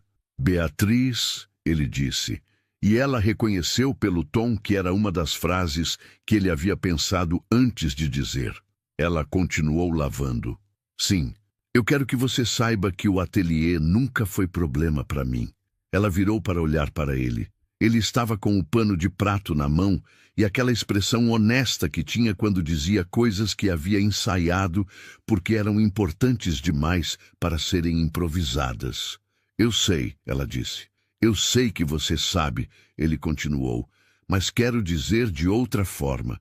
Quando falei com Bernard sobre seu trabalho, não foi porque queria resolver algo para você. Foi porque queria que ele visse o que eu estava vendo. Era sobre o trabalho. Era sobre você. Não era sobre consertar nenhuma equação. Beatriz ficou quieta por um momento. Havia algo naquilo que chegava diretamente àquele medo que havia guardado com cuidado durante meses. O medo de ser projeto, de ser história, de ser o detalhe pitoresco na trajetória de outra pessoa. E havia algo em como ele havia dito aquilo que desfazia o medo, não porque o argumentava contra, mas porque era exatamente a linguagem certa. Era sobre o trabalho, era sobre ela, não era sobre consertar equação. Eu sei, ela disse de novo, mas desta vez havia uma camada diferente no como ela disse, uma abertura que não havia estado ali antes com aquela completude. E eu precisava ouvir assim. Ele assentiu. Continuaram lavando a louça. Havia algo naquela cena específica, dois adultos lavando louça numa cozinha de 32 metros quadrados no Tatuapé, depois de jantar frango com limão siciliano, enquanto Dona Sônia assistia a novela no quarto, que era completamente ordinária e completamente extraordinária ao mesmo tempo, da forma que as coisas reais são, quando você tem atenção suficiente para perceber que são reais. Semanas depois, numa tarde de março que chegou com aquela qualidade de fim de verão paulistano, onde o calor começa a ceder nas pontas, mas ainda insiste no meio do dia, Beatriz estava no ateliê, trabalhando na primeira peça da coleção para a Bianchi, quando o celular tocou. Não era Rafael, não era Júlia, era Letícia. Ela havia ficado com o celular na mão por um momento, olhando o nome na tela, sentindo aquela mistura particular que o nome da irmã ainda produzia nela. Não mais o peso antigo que produzia antes do jantar do Grand Hyatt, mas ainda algo, ainda aquela complexidade que 30 anos de história entre duas pessoas cria e que não some simplesmente porque uma situação muda. Havia atendido. Letícia havia falado por 4 minutos sem interrupção.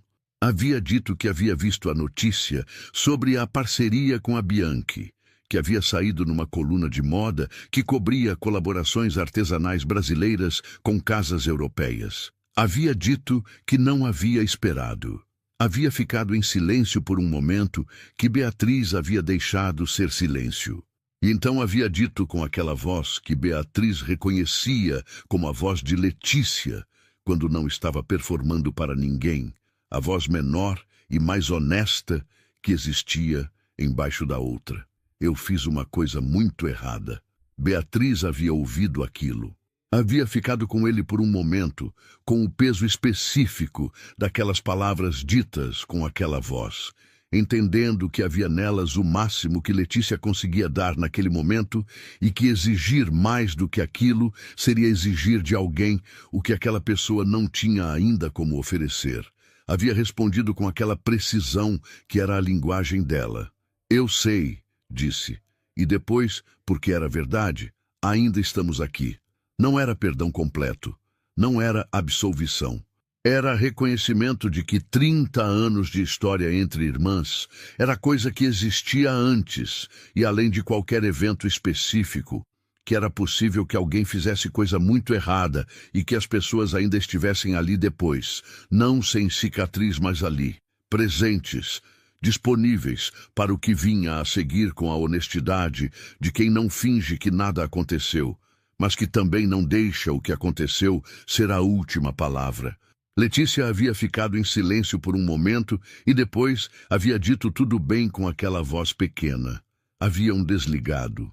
Beatriz havia ficado com o celular na mão mais um momento, olhando para a peça que estava costurando, a primeira da coleção, aquele azul petróleo que Júlia havia escolhido como cor âncora da cápsula e que Beatriz havia começado a trabalhar com aquele cuidado específico que reservava para coisas que importavam de verdade. Havia voltado a costurar.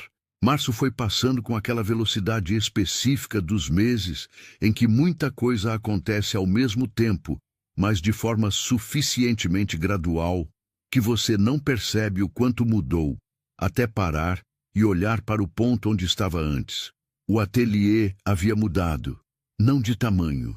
Ainda 18 metros quadrados no Brás, com a mesa de corte dobrável e as araras organizadas por tipo de tecido e as caixas de linha na estante branca que ela mesma havia pintado. Mas havia mudado na qualidade do que acontecia dentro dele, nas peças sobre a mesa, nos materiais que chegavam agora do fornecedor que a Bianchi havia indicado, um atacadista de São Paulo que importava direto da Itália e que tinha aquele linho e aquele algodão que Beatriz havia passado 4 anos tentando encontrar no Brás, sem conseguir de forma consistente. Ela havia contratado uma ajudante em fevereiro, não porque precisava de companhia, porque havia chegado ao ponto onde o volume de trabalho ultrapassava o que seus braços e as horas do dia conseguiam comportar sem que a qualidade cedesse, e havia aprendido com os 300 metros de malha que viraram lixo, que qualidade não era variável, que se negociava.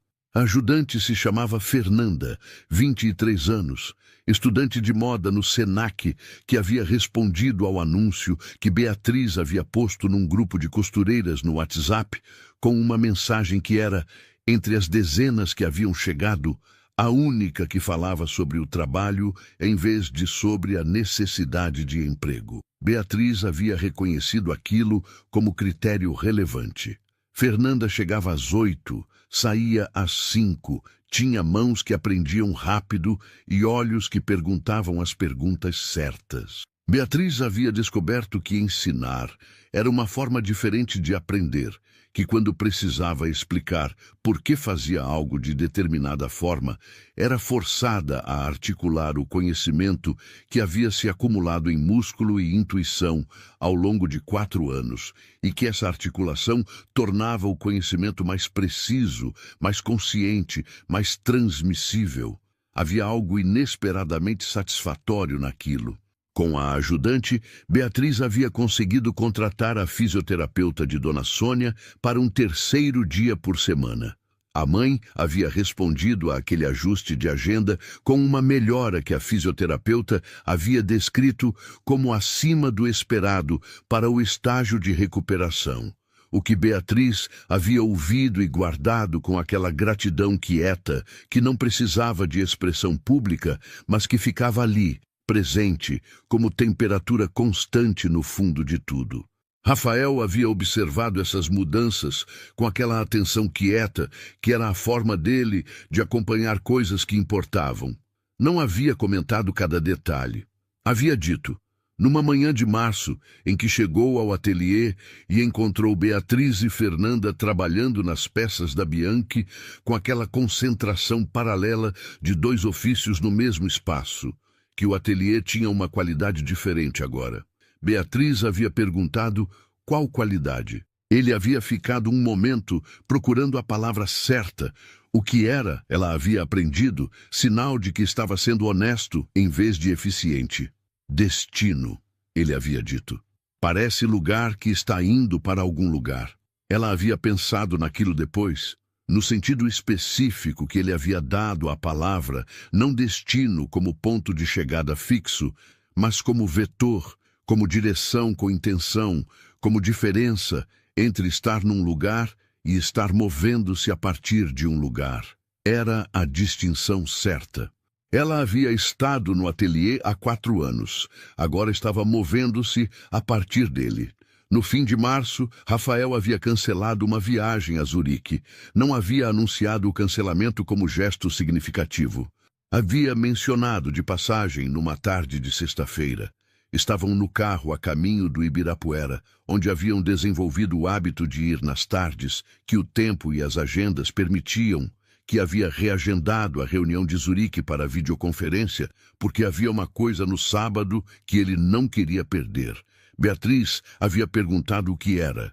Ele havia dito que era na apresentação de Dona Sônia, na clínica de reabilitação, aquela apresentação mensal, onde os pacientes mostravam progresso para familiares e equipe médica, e que Dona Sônia havia mencionado na semana anterior que seria bom se viesse alguém além de Beatriz. Ela havia ficado em silêncio por um momento que o trânsito da Paulista preencheu com buzinas e motor de ônibus. "Minha mãe pediu para você ir?" Ela perguntou. "Ela disse que seria bom", ele disse. "Eu ouvi." Havia uma diferença entre as duas coisas, e ela a reconheceu imediatamente. Dona Sônia não havia pedido diretamente, porque Dona Sônia ainda tinha aquela dificuldade específica que o AVC havia deixado de fazer pedidos diretos quando envolvia algo que importava muito, como se o quanto algo importava tornasse a frase mais difícil de completar. Havia dito que seria bom. Rafael havia ouvido o que estava embaixo da frase. A apresentação havia sido num sábado de manhã, numa sala da clínica com cadeiras plásticas dispostas em fileiras e uma mesa na frente onde os pacientes ficavam quando era sua vez. E havia um projetor que mostrava fotos do progresso de cada um ao longo do período, e uma fonoaudióloga que mediava com aquela gentileza profissional de quem faz aquele trabalho com vocação real. Rafael havia sentado ao lado de Beatriz, na segunda fileira. Havia chegado com pão de queijo que havia comprado na padaria da esquina do Tatuapé, porque sabia que Dona Sônia gostava e que o lanche servido na clínica era sempre o mesmo biscoito de maisena que a mãe comia por educação, mas sem entusiasmo. Quando Dona Sônia havia subido à mesa, havia olhado para a fileira onde estavam os dois antes de começar a falar. Havia algo no rosto dela naquele momento, naquele olhar de 2 segundos que Beatriz havia levado para dentro com aquela delicadeza que se reserva para coisas frágeis e preciosas. Havia ali uma completude, a presença de 2 pessoas que a mãe amava de formas diferentes, mas com a mesma solidez, presentes num sábado de manhã em cadeira plástica de clínica de reabilitação, porque haviam escolhido estar. Dona Sônia havia falado sobre o ano, sobre as quedas do início e a recuperação de cada uma, sobre a fonoaudióloga que havia ensinado o exercício que ela fazia toda manhã antes do café e que havia ajudado a clareza da fala, sobre a filha que havia reorganizado a própria vida para que a dela pudesse continuar com dignidade. Havia pausado ali, aquela pausa que a mãe fazia quando queria dizer algo que importava e que precisava sair certo. E havia dito, com aquela voz que tinha aquela cadência levemente arrastada, que era agora simplesmente a voz de Dona Sônia, tão familiar quanto qualquer outra coisa. E sobre o rapaz que traz pão de queijo e que ouve quando eu falo sobre meu marido sem ficar com pena. Só ouve. Isso é raro. Rafael havia ficado muito quieto ao lado de Beatriz. Ela havia olhado para ele de soslaio e havia visto algo na expressão dele que era difícil de nomear. Não era emoção contida no sentido de alguém segurando o que sente. Era mais como alguém que foi tocado de uma forma que não esperava e que está processando o toque antes de saber o que fazer com ele. Ela havia colocado a mão sobre a dele sem olhar para ele. Uma vez, um segundo. Ele havia virado a mão e segurado a dela, e eles haviam ficado assim, mão na mão, enquanto a fonoaudióloga passava para o próximo paciente. Abril chegou com aquele tempo de transição que São Paulo tem, entre o verão e o inverno, onde você não sabe se vai precisar de casaco ou não, e acaba levando os dois. E com o prazo da entrega da primeira peça para Júlia se aproximando com aquela concretude que prazos reais têm, quando você sabe exatamente o que precisa fazer para cumpri-los, e sabe também que o trabalho é bom. Beatriz havia trabalhado as últimas 3 semanas com aquela intensidade focada que era diferente da intensidade ansiosa dos anos anteriores, quando trabalhava duro por necessidade e medo misturados. Esta era intensidade com propósito. Sabia para onde estava indo. A peça havia ficado pronta numa terça-feira à noite. Beatriz havia ficado de pé na frente do espelho inclinado do ateliê, com a peça no manequim, olhando para aquele azul petróleo com aquela iluminação do ateliê que ela conhecia bem o suficiente para saber que não mentia. E havia sentido aquela coisa que acontece raramente no trabalho criativo, quando o que está diante de você é exatamente o que você queria que fosse. Não aproximadamente, não suficientemente bom. Exatamente.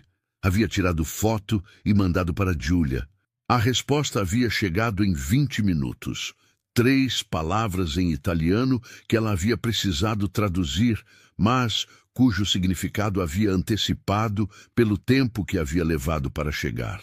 Era magnífico. Havia mandado para Rafael em seguida. Ele havia ligado imediatamente, não mandado mensagem, ligado.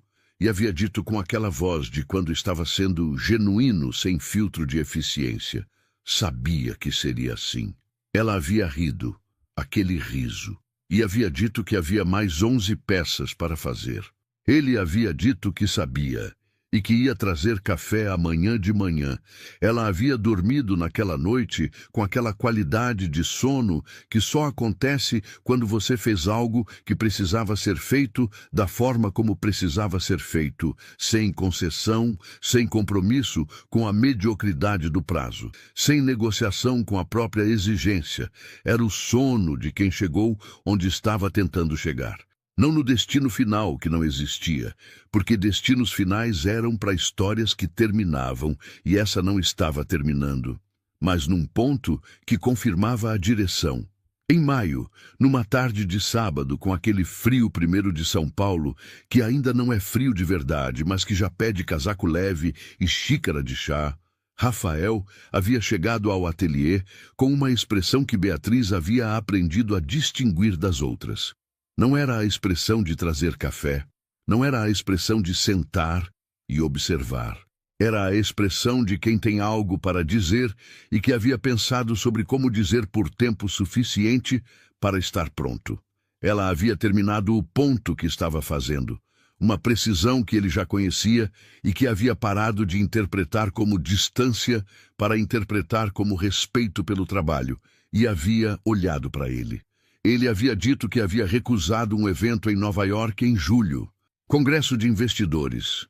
O tipo de evento que estava no calendário fixo há 4 anos. Presença esperada e quase obrigatória pelo peso do que significava para os relacionamentos internacionais da Drummond Capital.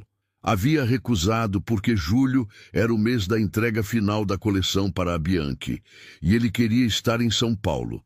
Não para ajudar, havia deixado claro, porque ela não precisava de ajuda. O trabalho era dela, e ela sabia o que estava fazendo. Queria estar em São Paulo, porque queria estar onde ela estava. Beatriz havia ficado olhando para ele por um momento, com aquela expressão que ele ainda às vezes não conseguia ler completamente. Aquela profundidade dos olhos castanhos, que processava rápido, mas que revelava devagar. Você cancelou reunião em Zurique por causa da apresentação da minha mãe e agora recusa congresso em Nova York, ela disse. Maurício vai achar que você está mal da cabeça. Maurício acha que finalmente fui bem da cabeça, Rafael disse, com aquele humor seco que era a forma dele de dizer coisas importantes em tom que não pesava mais do que a coisa precisava pesar. Ela havia ficado quieta por mais um momento. E então havia dito, com aquela voz das coisas que eram verdadeiras e que ela havia decidido dizer porque a honestidade era a linguagem deles. E não havia razão para parar agora. Eu gosto de você, Rafael. Não do CEO. Não do 22º andar. De você que fica 40 minutos em silêncio na cadeira de madeira e que traz pão de queijo para minha mãe e que ri de agulha e linha. Ele havia ficado em silêncio. Não o silêncio de processamento. Era um silêncio diferente, mais quieto, do tipo que acontece quando algo que você esperava, mas que não tinha certeza de que viria finalmente chega, e você precisa de um momento para deixar ser real. Eu sei, ele disse. E depois, eu também. Ela havia assentido, havia voltado para a costura. Ele havia sentado na cadeira de madeira. E havia ali, naquele momento, naquele ateliê de 18 metros quadrados no Brás, com o frio de maio entrando pela janela e a máquina fazendo aquele som rítmico que era o fundo sonoro de tudo, a simplicidade específica das coisas que chegaram depois de muito trabalho e que por isso eram sólidas de um jeito que coisas fáceis nunca são. Pela primeira vez em anos, Rafael Drummond estava num lugar onde não havia nada que precisasse ser gerenciado. Havia apenas aquilo, a cadeira, a máquina, a mulher que costurava com aquela atenção que ela dava a tudo que fazia, o frio de maio, o café que havia esfriado na xícara sobre a mesa e que nenhum dos dois havia percebido esfriar porque havia coisas mais presentes do que o café. Era simples, era tudo. E naquele sábado de maio, numa padaria 24 horas, na esquina do Tatuapé, onde o pão na chapa chegou, com aquela manteiga que derretia, antes que você pudesse decidir se queria ou não, e onde Dona Sônia estava sentada ao lado de Beatriz, com o café com leite que sempre pedia, e onde Rafael estava do outro lado da mesa pequena, com aquela expressão de quem está exatamente onde precisa estar, sem precisar de outra coisa, além do que há naquele momento, Beatriz entendeu que aquilo era riqueza. Não o contrato com Milão, não o 22º andar, não o número que havia entrado na conta em fevereiro. Era isso, a mesa pequena, o pão que derretia, a mãe ao lado, o homem que havia aprendido a ficar. Não era riqueza de conto de fadas, era riqueza construída sobre 18 metros quadrados e 4 anos de costura e R$ 37 na carteira em novembro, e uma bainha que cedeu no ônibus na hora certa. Era riqueza que tinha cheiro de pão na chapa e som de máquina de costura e a qualidade específica do silêncio de alguém que fica sem precisar explicar por que fica. Era presença, era escolha, era nunca mais ter que ser a invisível no canto quando a pessoa certa finalmente aprende a ver. E isso era mais do que suficiente, era tudo.